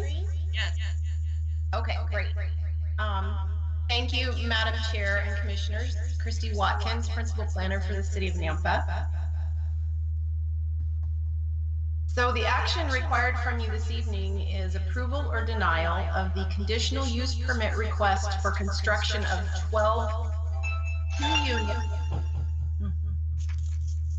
two-unit single-family attached townhome lots and the corresponding preliminary plat for Meadowlark Place subdivision located at 1400 and 1402 West Roosevelt Avenue.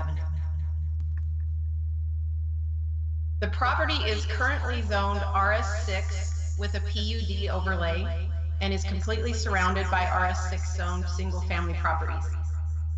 The PDF of the city zoning map that's available to the public online does not have this parcel designated with the PUD label on it. So the applicant was unaware of the overlay at the time of their application. When I began researching this property for the staff report, I realized that this was an oversight. The applicant has since submitted a rezone application to remove the PUD designation. It'll come before you at a later date as a house cleaning item if you approve this tonight. A planned unit development should not be considered when we're looking at this particular subdivision. The rezone will be required to be completed prior to their final plat submittal. So a little history on this property.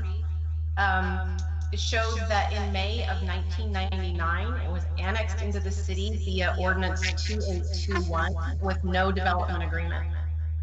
In November of 2006, the PUD overlay was applied to the property via Ordinance 3633, and it provided a concept plan for a single-family development. At that time, a pre-plat was also approved, and in June of 2007, the final plat was approved. Both of those approvals have since expired. In March of 2020, a vacation of utility easement across the property was granted by City Council to prepare for this new development. So according to the schedule of uses in Nampa City Code 1032, a CUP or conditional use permit is required for attached single family units with a zero lot line, or what we would consider a townhome in an RS zone. The approval of a CUP places that allowance with conditions on all of the lots within the Meadowlark Place subdivision that are intended to provide a zero lot line arrangement. So here are a couple of examples of the townhome elevations that they provided to us. When evaluating the request for a CUP, the standard criteria in Nampa City Code 1024-4 states that the commission must consider If the characteristics of the proposed development will be compatible with and not adversely affect the livability or appropriate development of abutting properties and the surrounding neighborhood, with consideration given to harmony, scale, bulk, coverage, and density. And that the location, design, and site planning will provide a convenient and functional living, working, or civic environment and will be as attractive as the nature of the use and its location and setting warrants. And thirdly, that the proposed development will enhance the successful operation of the surrounding area in its basic community function or will provide an essential service to the community. So on to the preliminary plat, it proposes 24 townhome lots, 4 common lots, 1 new single-family lot, and 1 existing single-family lot on 4.92 acres for 5.15 units per acre. This fits into the density outlined in the Nampa Comprehensive Plan for medium density residential, which is designated at 2.5 to 8 units per acre.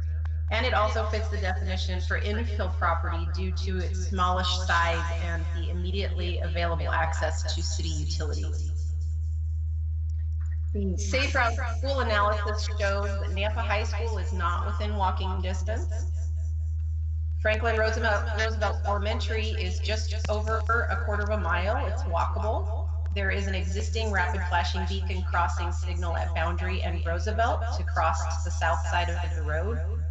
There's sidewalk along the frontage of the Middle Creek subdivision.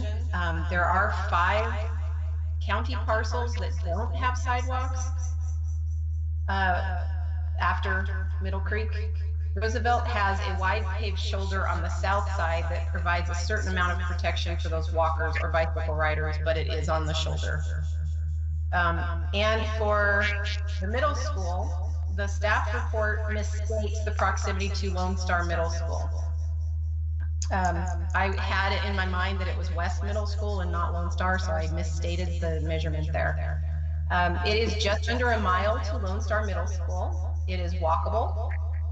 Sidewalks are available most of the way except for the large property on the northeast corner of Roosevelt and Middleton, but at that point they can cross at the light and walk to the school on an 8-foot wide sidewalk.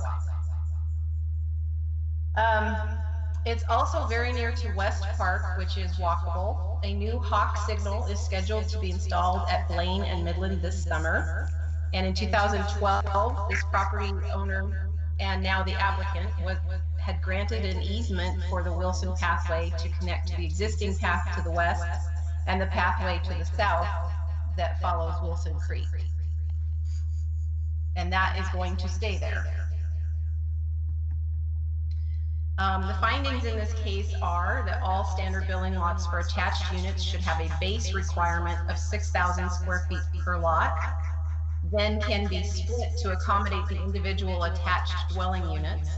The plat shows that all are compliant in this regard. All lots demonstrate required lot width and depth for the RS6 zone.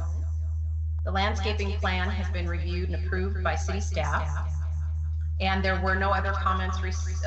Well, there were a lot of comments received just today, actually. I think I blew up your guys' email today with the comments that were received. So that number 4 is inaccurate.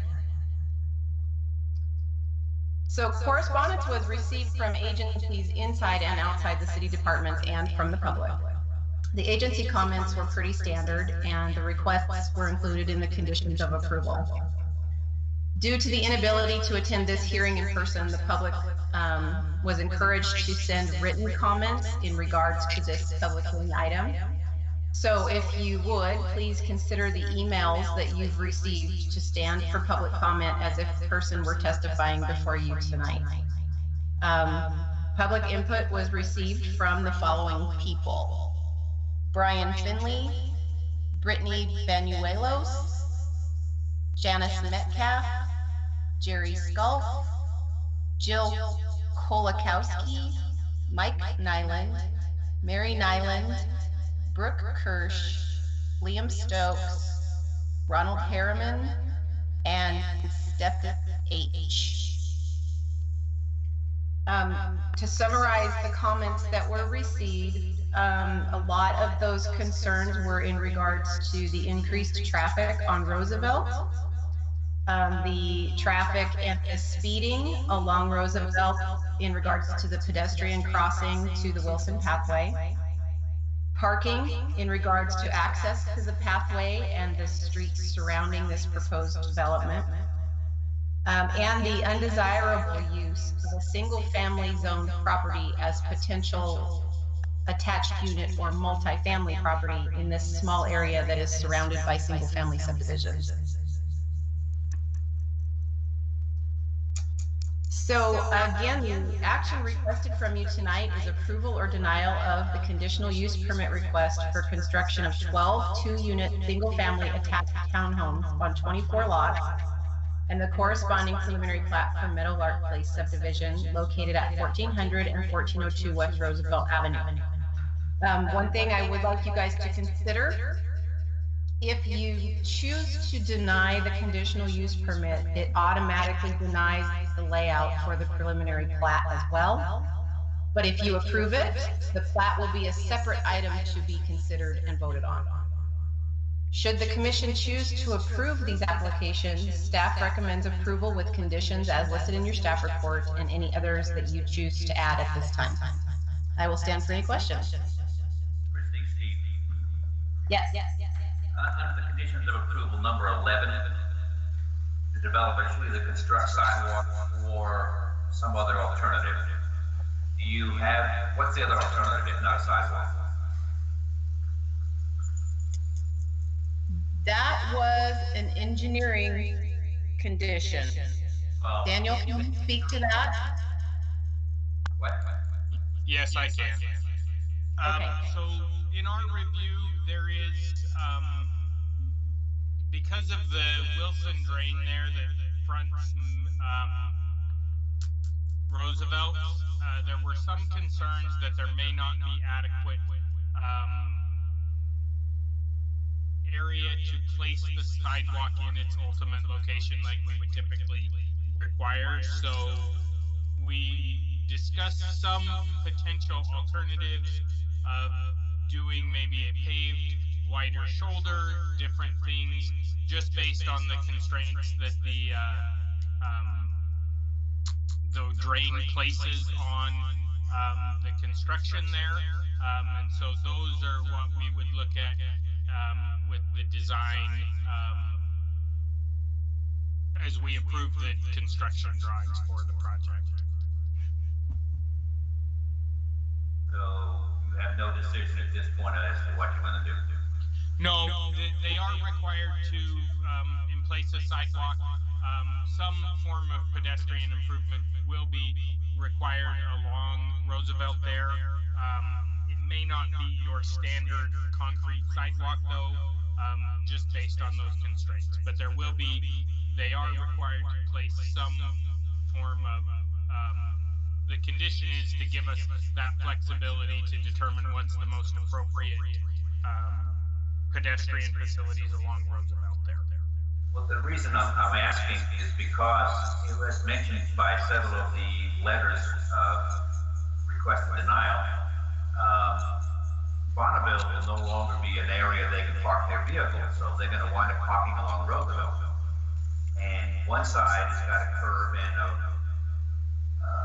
space large enough with cars, but the area on the north side of Roosevelt does not. So if you put a sidewalk in there, people are going to be driving and parking on top of it unless we put some kind of a barrier. So what are we going to do about the people that are parking there now? I mean, they're going to go someplace. Where are they going to go? Chairwoman and Commissioner Kehoe, that is certainly a valid concern. I know some of the requests that I haven't seen everyone's. I don't believe the only email I've seen addresses, the concern about that parking traveling farther into the subdivision and potentially putting some no parking along some portions of boundary. That is not something that there are areas where I think that is probably appropriate, but we will have to take that to city council for approval. We can certainly, as we review and approve any construction drawings, we can certainly keep that in mind of how we will keep whatever pedestrian improvements do get installed on the north side of Roosevelt free from parking, whether we designate that portion no parking on the north side as well when we go to city council. I think that may be an appropriate resolution as well. I just think you need to be thinking ahead of the game. And also, along the same lines, you continue west on Roosevelt, there's one home right next to where that drain is from that creek. I'm not sure the name of that creek that runs underneath there, but there's a home next to that, and then next to that is another large vacant lot. And there already looks like there's stakes out there to mark that off. So there might be another subdivision going in there, and Roosevelt's on the north side is going to have two large subdivisions and no connection between them. And unfortunately, with the out parcels, that's not uncommon. And there's not, until those properties come into the city limits, there's not a lot of resource we have to be able to do anything about that. Unless we go in and find some funding to purchase right-of-way and extend those improvements along Roosevelt. Yeah, but that drainage or that canal, creek, whatever it's called, is no way to get across. I mean, you have to almost go out the traffic to get past that drainage. So it is really dangerous. People going to Roosevelt, so these people living in this subdivision with the townhouses, they're going to walk to the Roosevelt Elementary School, and they're going to have to do it on the south side of Roosevelt and cross over that drainage, which has about 5 foot width over it. And we can certainly look at, I know that there's been some discussion of the property just on the west side of the ore drain, about potential development there. When they come in, we can certainly look at what we can do to mitigate that, or that may be something that we look at for a Safe Routes to School project in the future. That considered the ore drain, is that what you're referring to? The ore drain is the north-south drainage that comes into the Wilson, right there before you get to the park and the school. Okay, thank you.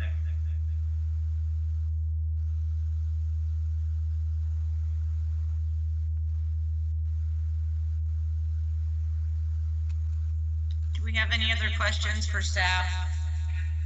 Christy, this is Jeff. I have a question about one of the public comments. And I don't know if you can address this, probably not. It just popped out of me. So Ron Harriman, in his email, opposes his application, but it's confusing to me as to whether it's Ron Harriman, the individual that's opposing it, or this committee that he's a part of, this Concerned Taxpayers in Canyon County Committee.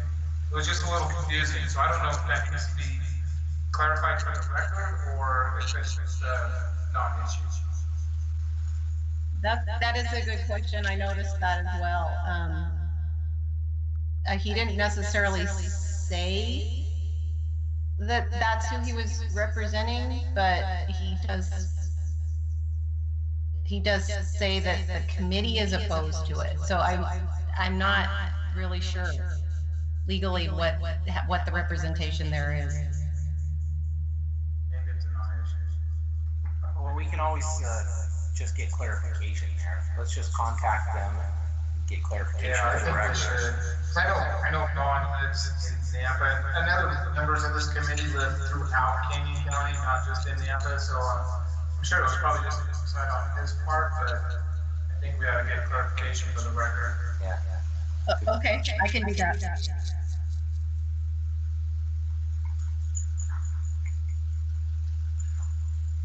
Do we have any other questions for staff?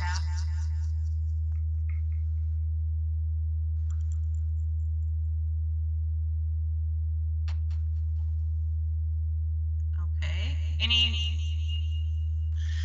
all right, right, let's open the public hearing and we'll go to Lance Warnick, who is in favor of the proposal.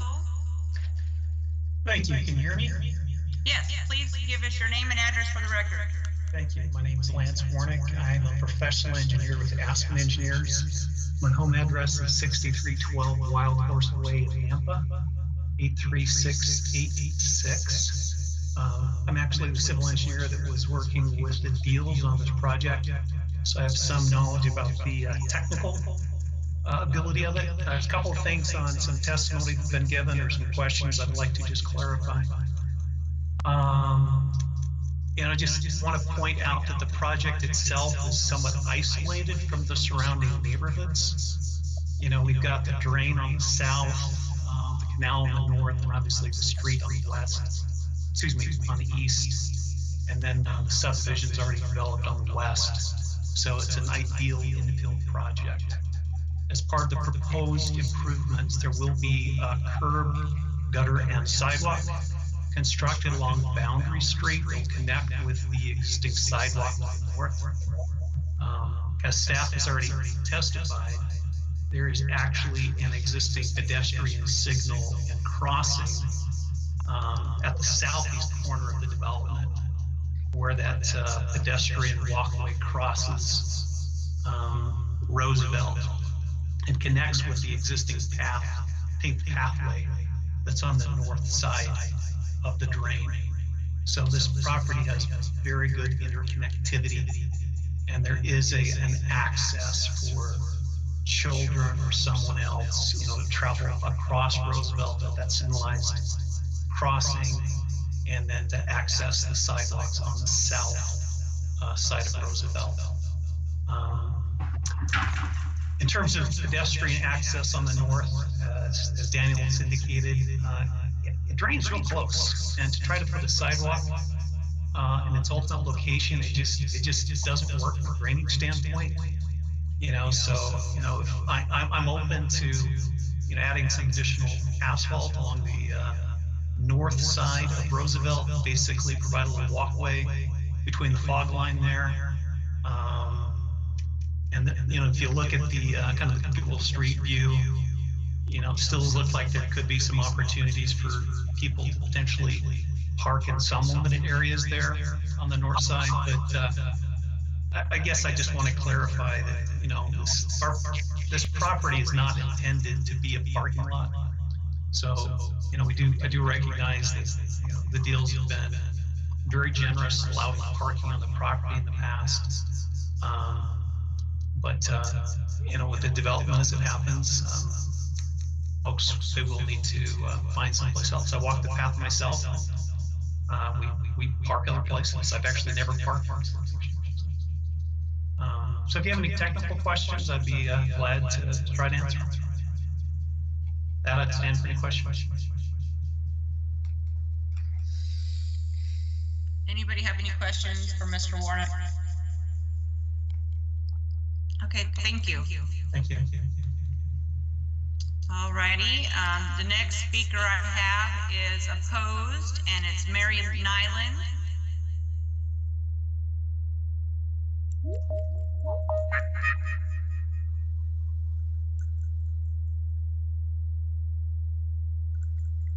Do we have Mary on?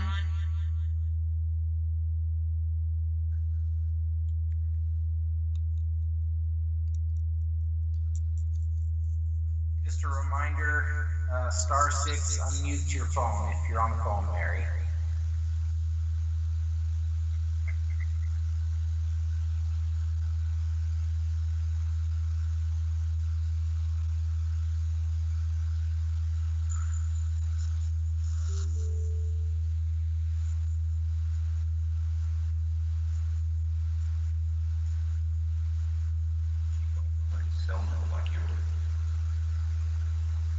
Peggy? Yes. Can I ask Lance another question? Sure. Lance, are you still available? Yes. Hey, the proposal is to do the 24 duplex lots. Was there ever talk about doing a single family residence and what maybe led them to go with this route? I think I'll defer that question so the deals can talk about that in a moment. Okay, thanks, Lance.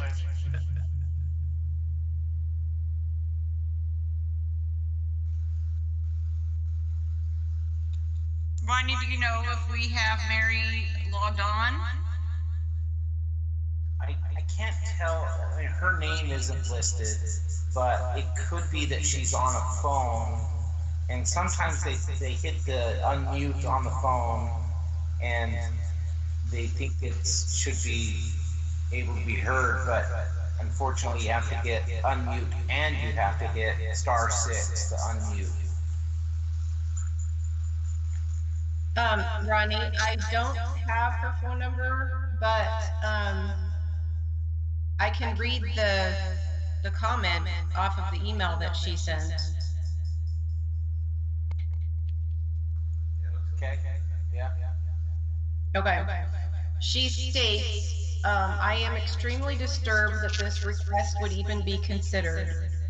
Roosevelt is heavily traveled at speeds excessively exceeding those that are posted. There are limited sidewalks, and where they do exist, they are narrow and very close to the cars. This is especially hazardous for children. On 2 occasions, I have pulled over to assist young children trying to cross the street while walking to school. One child was so frightened he was crying. I think he was about 6 or 7. Additionally, this is where the Greenbelt crosses the street, and it's dangerous. As city leaders, your most important obligation is the health and safety of citizens. This is where the walking path crosses, and already the high traffic makes this unsafe. Cars don't stop, and there's no enforcement. It is dangerous. As city leaders, your most important obligation is the health and safety of its citizens. I ask that you vote no. Please correct the existing problems on Roosevelt and don't make them worse. Citizens, particularly children, deserve your protection. Thank you, Christy. Yes.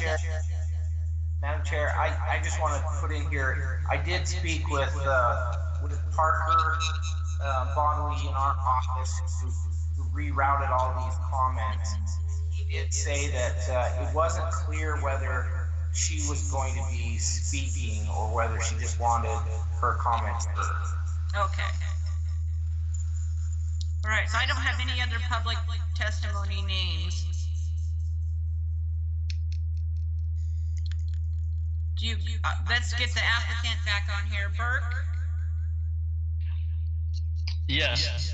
Okay, Matt, you had a question for them about the plat? Yeah, Burke, I don't know if you heard my question. I asked Lance, just wondering, with all the pushback that we've had from people not wanting this type of a development, what led you to go to this type of a housing product instead of doing single family residence?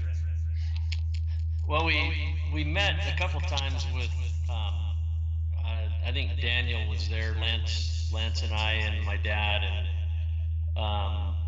and the initial, we had this approved back in, whatever it was, 2006 or something, and then the city codes changed and limited the amount of lots much further than our original development, to where it just, it wasn't cost effective to do it, because there is some, and my dad, the land across the irrigation ditch in the back, and then the land in the subdivision to the west was all of our land, and supposedly when my dad sold that off, one of the agreements that was made that nobody can find was that we could hook into sewer, and that didn't happen. So we're kind of locked with, we have some significant challenges to get this in just because of the past planning. So I guess that's, it just with all those in effect, I think for this little piece of property, it's kind of a challenge, you know, and so that's why we tried to, you know, make it a little more dense so that we could, you know, it was profitable basically. Right. Okay. Thank you.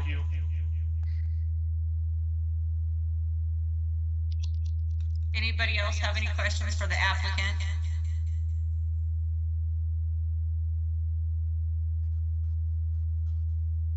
Okay, I would entertain a motion to close public hearing.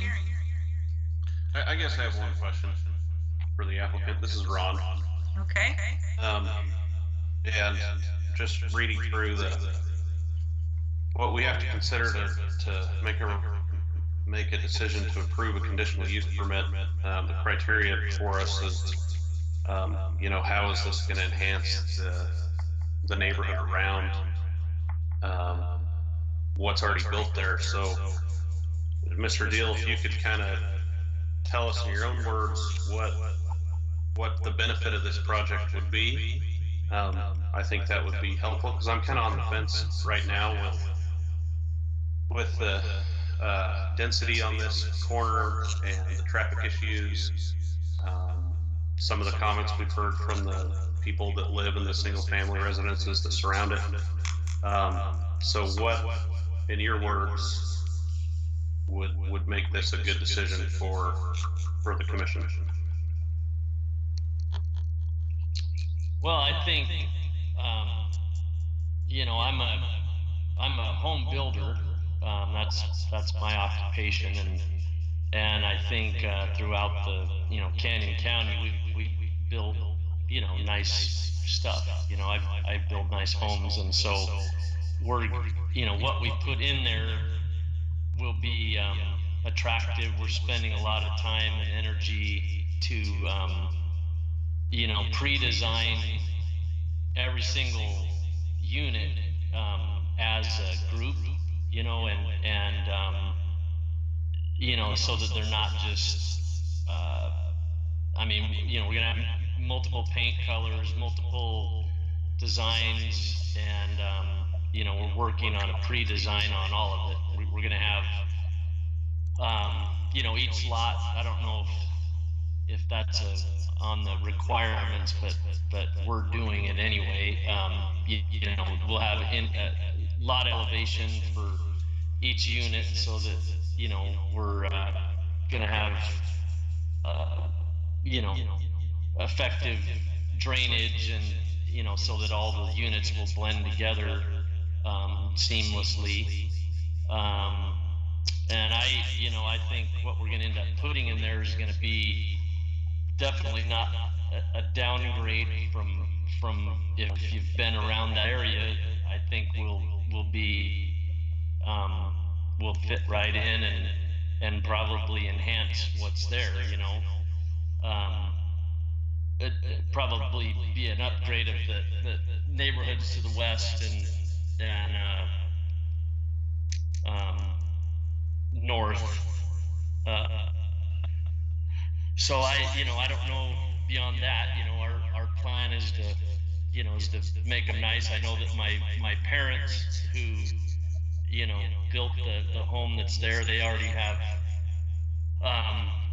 you know, they're in their 80s, and they have some friends that already want to live there, because it's, I think there's a lot of demand. You know, if you're following the market, which I'm sure you are, in Boise, this kind of thing is happening a lot, and there's demand for, you know, empty nesters and, you know, seniors to have, you know, a small home. And so I don't foresee it being you know, a blight of any, you know, in any sense. I think it's going to be a very nice little development. And like I said, I think we've already got, you know, a couple, three, you know, older women that want to downsize, that want to live there right now. So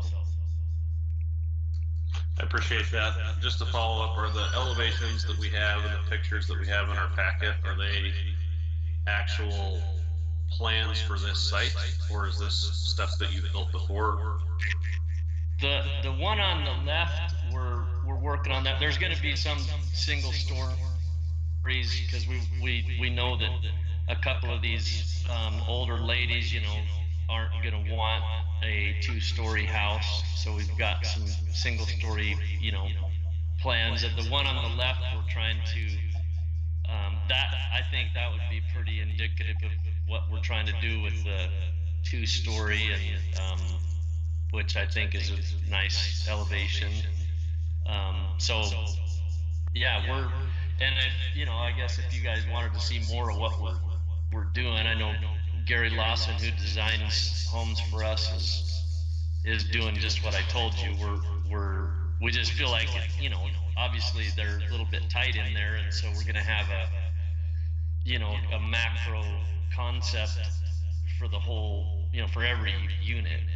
So they're not going to be, you know, they're going to be customizable, but we're going to go in knowing what's going to be built there, and we're going to know the colors. We're looking at, you know, I don't know if you're familiar with what's Ani subdivision. Paramount's got a setup just like this, kind of a senior area, and they've got, you know, a kind of some really flashy color concepts, and so we've been trying to model it after that a little bit. So. Okay, thanks. I think that, you know, when a project of this size going around a community that's already built out, the whole multifamily development process gets a little heated, and a lot of opinions are out there, but you know, you build it right, and I think you're absolutely right that it can be a great community for people that need a place like this to live. So, and appreciate your comments. Thank you. Okay, I have a question. So these all have 1-car garages. Most people are going to have 2 cars. Where's their overflow parking? I mean, they're going to fill that cul-de-sac up. If everybody has 2 cars, there's not enough room to park everybody. Yeah, I think, you know, I'd have to go back and see. The one on the right actually has 2-car garages, and that's, you know, I think we're in the design, we're considering that. I think we're going to try to have mostly 2-car garages. Yeah. So I need to double check our designs, but I know we've had discussions about that because we're in agreement with you. You know, most people want 2-car garage. Right. Even if they fill it up with stuff, they need to be able to have 2 cars in their driveway. Right. Okay. Thank you. Does anybody else have any questions for the applicant?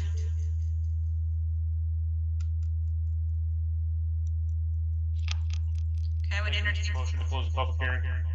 Matt. Any second? I'll second. This is Brett. Okay, Matt motioned and Brett seconded. Call for vote. Adam? Aye. Steve? Aye. Tom? Aye. Jeff? Aye. Brett? Aye. Matt? Aye. Ron? Aye. Michelle? Aye. Okay, public hearing is closed. What do you guys think about the CUP? I have a question, but I'm not exactly sure who to ask it to. In a lot of these, almost all those letters that we received, the people that were objecting to it, you know, almost to an individual all said, it's going to lower my property value. So is this something that these people just throw around? Is this act? I don't know, and I'm kind of curious. Is it just something that they throw out there? if they put this development in there, is it gonna, lower the property values of all the people around? Commissioner Garner, I think I can probably answer that. In other places, bigger cities, of course, Nampa's feeling its growing pains just like any other is right now. But as a mixed use environment, as infill property, in our comprehensive plan, we've identified infill property as being desirable to be a little bit more dense than the property that may surround it, and that's in an effort to provide these different housing types to give people the opportunity to downsize, stay in the neighborhood that they want to stay in, but they no longer have a family. Townhomes, by definition, are still single-family homes. They're just closer together. They're attached in the middle. It's ownership. They own the parcel that they live on. That makes a huge difference as far as property values go, I believe. Now, the other thing that you have to consider is that by providing these types of housing options, it actually increases the value of the property around it, because you might buy a house that you raise your kids in and you don't want to leave, and you see these beautiful little townhomes that have been built down the street, and you say, you know what, I want to move 2 blocks away because I want access to the green belt and I want access to all of these things. And that actually increases the desirability of the community. So that's just my 2 cents, but that's what I've seen across the nation, the trends that have come up through various, planning efforts and planning conferences and stuff that we've gone to. That seems to be the trend. Having said that, though, I want to kind of go back a little bit. You may want to reopen the public hearing. We got an email here just a couple minutes ago while the public hearing was still open, but I didn't have a chance to stop you. We did get another comment. I don't know if you guys want me to read it. So, okay, let's open the public hearing back up. Do we have to vote on it, or just I open it again? I'm not sure, Rodney, do they have to vote to reopen? Oh, I'm trying to remember. Yeah, I think so, yeah. Well, can't go wrong, we'll go for it, yes, Right. Make a motion for reopen public hearing, this is Steve. Second, Mr. Chair. Okay, moved and seconded to open the public hearing again. Adam? Aye. Steve? Tom? Aye. Jeff? Aye. Brett? Aye. Matt? Aye. Ron? Aye. Michelle? Aye. Okay, public hearing is reopened. Christy, you want to read us that email? Yeah, so this is from a lady named Laurel Buxton. She did not give an address, but I do have her email here. I highly oppose the project slated for this property. This is a highly congested area because of the greenbelt. With the addition of 24 units, you could possibly have 48 cars in that one very small block. There is an area where people are crossing the street constantly because of the greenbelt. It's a school bus stop, and many children walk home from school in this area. I'm concerned about their safety. Will this property have a fence that separates the greenbelt from the residences? The safety is the #1 concern I have, especially for children, and congestion is also very big. With all of the construction that's going on Roosevelt, that street is already crazy. This will definitely not help. It seems like this project will be pushed through regardless of my feelings about it, so I would like to strongly consider having a fence that separates the residences from the green belt. With regards, Laurel Buxton. So that's what we received, and it was received before 5 o'clock tonight. Okay. Bert, do you want to answer that question? Well, it sounded to me like she was concerned about fencing the houses along the Wilson Drain. Correct. Yeah. So yeah, we see my dad gave the city of Nampa the easement to build the green, to extend the green belt through his property. And we see the green belt as an asset. And so our intention along the Wilson Drain back of the path would be to put wrought iron fence, which I think would be real attractive and allow people to still, have a dog and still have the view of the Wilson Drain, which I think is an asset. So yeah, we're intending to do that. So. Okay. And to the north, you're gonna similar fence or?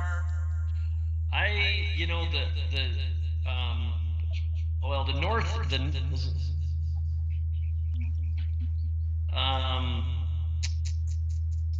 so to the west, it's, there's a subdivision. Kind of a culmination of a bunch of different cedar fences. And then to the north, there's a irrigation ditch. And so I'm not sure exactly what we're going to do there, whether it be a, cedar fence, vinyl fence, or if it would be a wrought iron fence. I'm not sure. But there will be a fence adjacent to both waterways. Yeah, I'm sure that, those lots are going to need to have a fenced yard for pets and stuff. So, yeah. Okay, thank you.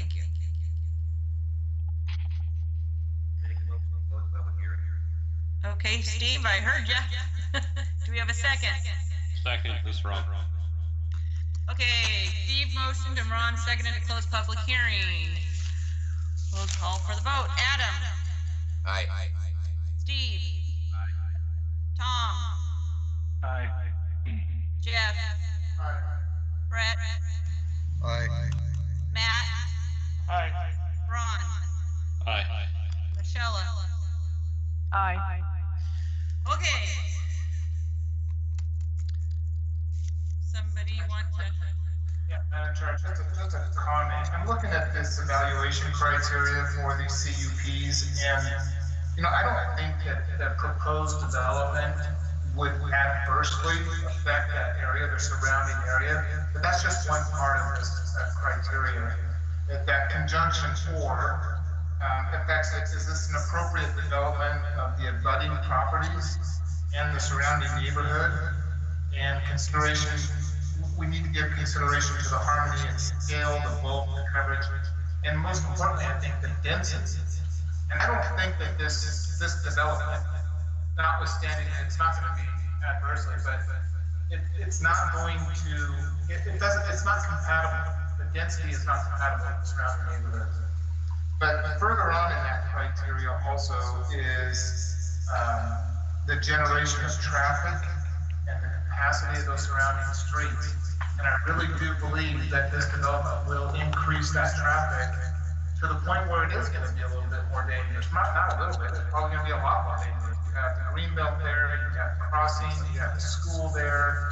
I just don't think that this proposed development is compatible in those regards, given the criteria in the CUP,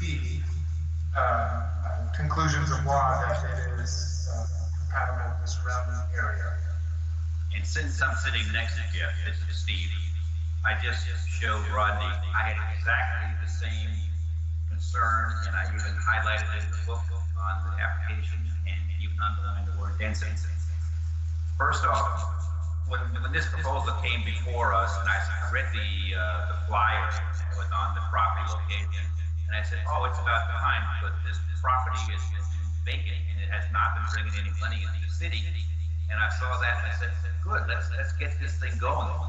And then I read this and I hear these comments from all the people that live nearby, and at least 10 people or 11 people are vehemently opposed to this subdivision, even though I definitely was in favor of it at the beginning. But I agree with Jeff, this density, and the people that say their property values are going to go down, I've been doing this for 14 years, and nobody has ever proven that to be a fact. People say it all the time, but nobody's ever proven to me that it's a fact. And I think Kristen's right, something like this would probably bring people in. But that being said, we still have all these people that are opposed to it, and those of you that have been around here a long time, like I have, I listen to the people that live in the city. That's what I represent, city citizens, not the city itself. So even though I would like to see infill, and I would like to have that tax base coming into the city, I still feel like my duty is to the citizens of Nampa, and I would not be able to vote for this either.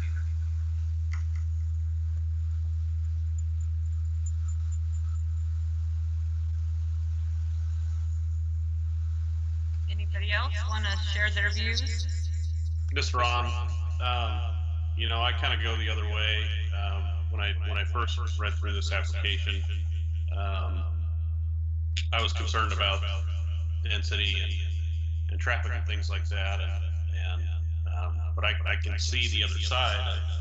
This is going to be a complement to what's built around there, and a good infill use on a site that has been vacant for a long time. So, you know, I think we have a good means now with the recent impact fee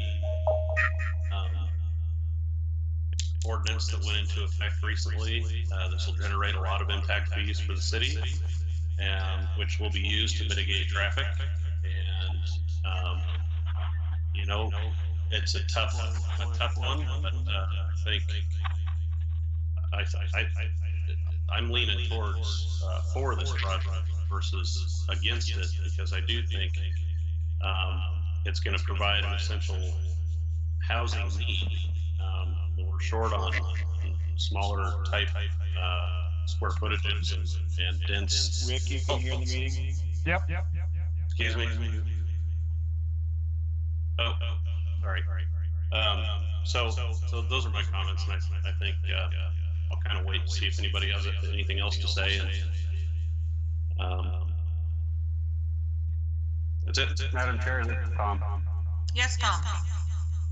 Sorry, my phone died too, so I don't know what the heck's going on in my house over here in Napa, but I finally got back on. But I'm all for these kind of developments, but I think if this was over towards the edge of one of the subdivisions, I'd be a lot more in favor of it. But I mean, 360 degrees around this thing is nothing but single family homes, and you're gonna squash this townhome project right in the middle of it. I mean, you got to go a long ways from this project to find any townhome, duplex, or anything like that. I mean, it's right damn smack in the middle of nothing but single family homes. And I would be more in favor if it was on the edge of one of the subdivisions and then up to the commercial or something. But right in the middle of everything, I'm having a hard time letting this one go.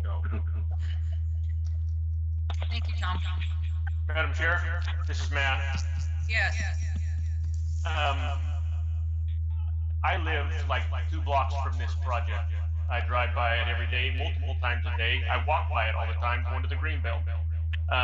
And I've been a little bit concerned with the number of people that have responded to this, but I don't think you could ignore the fact that everybody that's commented is from the Middle Creek subdivision on the opposite side of Roosevelt.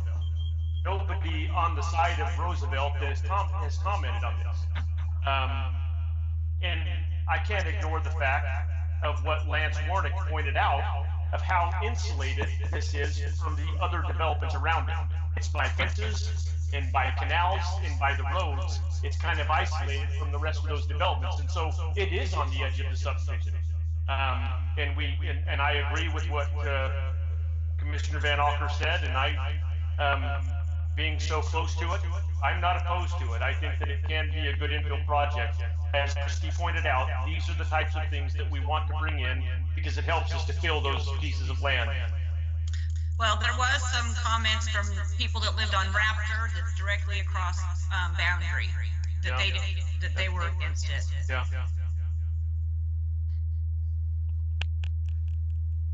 Adam or Brett or Michelle, do you have any comments?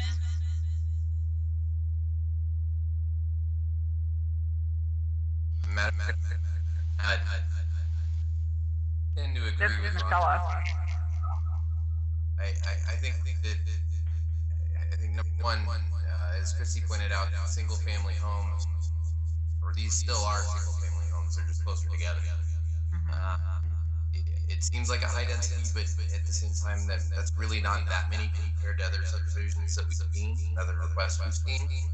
And I don't know, to me, it seems like a good infill project. I'd support it. Michelle? This is Michelle. I think I agree with that this is probably something that Napa does need, and I'm gonna go ahead and be in favor for this.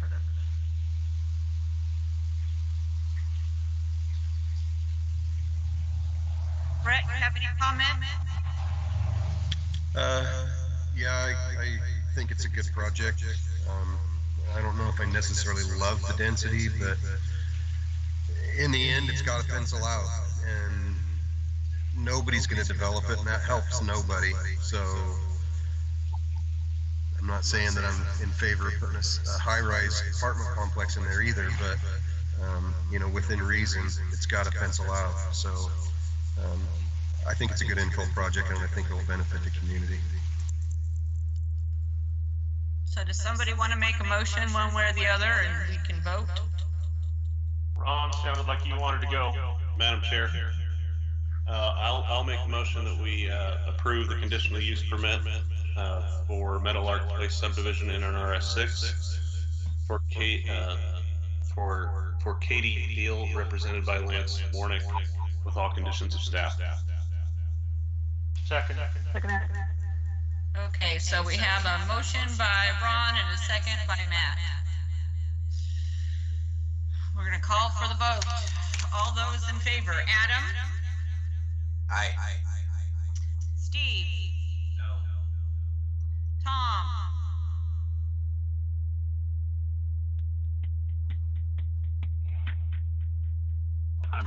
I'm torn. Can you come back to me? No.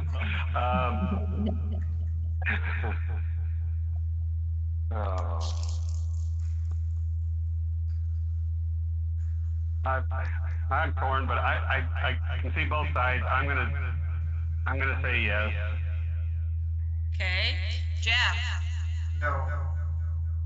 Brett? Yes. Matt? Aye. Ron? Yes. Michelle? Aye. Okay, we had 2 no's, so the ayes have it. That conditional use permit is approved. Now we need to address the second part of this. Madam Chair, this is Matt. I will make a recommendation that we recommend approval of the subdivision plat, preliminary plat for the Meadowlark Place subdivision in a RS6 zoning district at 1400 West Roosevelt for Katie Deal, represented by Lance Warnick, to City Council with all conditions of staff. This is Brett, I second. All right, we're gonna vote on the preliminary plat. Adam? Aye. Steve? No. Tom? Aye. Jeff? Since the CUP is approved, I will also vote yay for the preliminary plat approval. Okay. Brett? Yes. Matt? Aye. Ron? Aye. And Michelle? Aye. Okay, that carries as well. Okay, we're done with item number 6. On to public hearing number 7.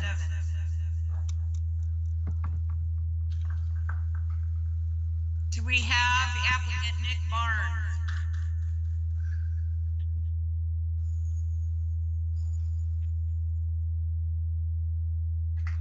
Madam Chair, we're having technical difficulties. We were dropped off the call twice. I'm back. Can you hear what I'm saying? Yes, we hear you. Hi, Madam Chair. This is Nick Barnes, applicant. I think we've got Rick from the architect firm for any technical questions. Can you give us your address for the record, please? The majority of my time, I reside at 4022 East Summit Lane, Nampa, Idaho 83687. Thank you. Tell us what your plan is. Take an existing piece of property here just off of 39th between Garrity and the airport. It's about a half-acre piece. Really, it's surrounded by light industrial and things. There is an adjacent lot, I think it's T6A-1, that does have a home on it, and I believe it's occupied in one, very in the corner towards the airport. Up towards Garrity, there's another home, acre piece with yards that was just recently sold as well, and I believe they're looking to approach the city to do this same thing. Piece of property had a less than desirable structure on it, well, multiple structures that have already been cleaned up. We've gone in and gutted the property, leveled everything, and cleaned it all up. So we're just looking to turn it to RP zoning to try to use it for a little bit of overflow from the piece of property we own up on Summit Lane that we operate out of as well. So possibly a little bit of parking and some equipment storage and stuff inside of a nice structure, warehouse building. Okay. All right, we'll hear from staff, and we may have some questions when we get done listening to them.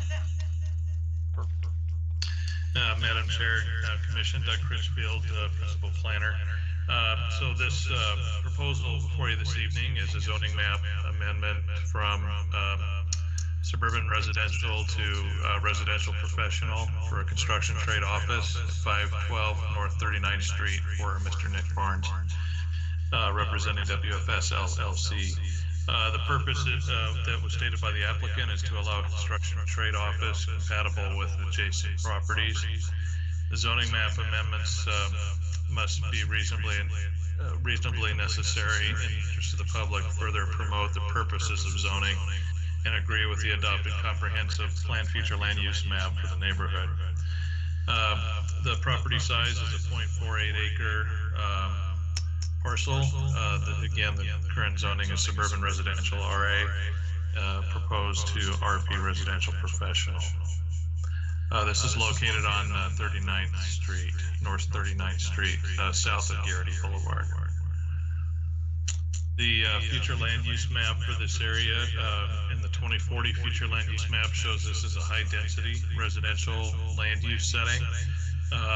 There is surrounding industrial to the west and to the north, and then some commercial medium density residential further to the north, and a little bit of community mixed use to the east. The zoning in this area is a fairly mixed bag of zoning. In here, it's suburban residential immediately where the site is, industrial to light industrial to the west and to the north, heavy industrial further north, commercial along Garrity Boulevard, and RS6 single family residential further north of that. The access to the site will be off of North 39th Street. There are water, sewer available and irrigation at the east end of the property. This is a street view east from North 39th Street into the property. And this is an area of bird's eye view looking north along North 39th Street. The staff findings. So the findings of this property that the proposed map amendments would be in harmony with the city's currently adopted comprehensive plan and land use map, and that it is or would provide for proposed use or set of uses that would be least reasonably compatible with existing adjoining property unit, would be at least responsibly compatible with existing and adjoining property uses, and that the proposed map amendments is or would make a change on the land use map of the city, which would establish an area of zoning the same or is compatible with immediately adjoining districts. Likewise, the proposed map amendments is not and are not or would not create a spot zone, which would mean that having a section of one kind of zoning surrounded by another, or having no supportive basis for the adopted comprehensive map, and that the proposed amendment is or would be in the interest of the public and reasonably necessary.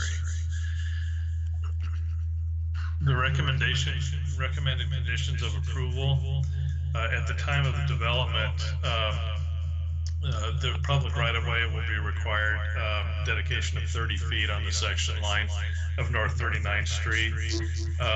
And there are other conditions of approval listed in your staff report.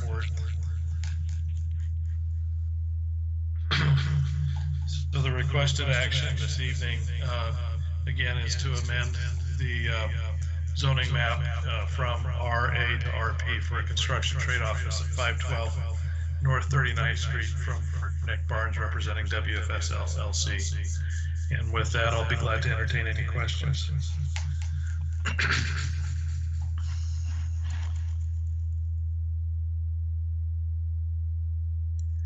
Does anybody have any questions for Doug?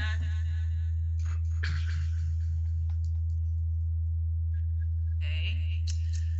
Let's see if we have anybody on the list. Nobody has signed up to speak on this item. Anybody have any questions for the applicant after hearing the staff report? Okay, if there's no comments, I would entertain a motion to close public hearing. So moved, Ms. Ron. Second, this is Brett. Okay, motion by Ron, second by Brett to close public hearing. Adam. Aye. Steve. Aye. Tom. Aye. Jeff. Aye. Brett. Aye. Matt. Aye. Ron. Aye. Michelle. Aye. Okay, public hearing is closed. What do you guys want to do? Madam Chair, I'll make a motion that we recommend to City Council a zoning map amendment from RA, urban residential, to RP. Special construction trade sales office structure at 512 North 39th Street for Nick Barnes, who's representing WFS LLC with all conditions of staff. Thank you, Jeff. Is there a second? Second. Michelle, okay, Jeff motioned, Michelle seconded. All those in favor, Adam. Aye. Steve.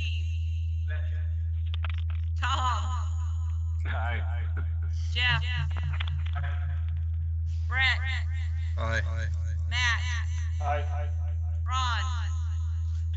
Aye. And Michelle. Aye. Okay, that has been passed. So that will go, will that go on, or was that our decision? I believe, Rodney, correct me if I'm wrong, but I believe that goes on to City Council. Is that right? Yes. Okay. Yeah. All right, that is the last public hearing item we had. Thank you guys for using this great new way to do public hearings and keeping us all healthy and safe. Awesome. Thank you. Aye, yeah. Not everybody. Now, what is it? Secretary. Good night. Good job, Peggy. What is it?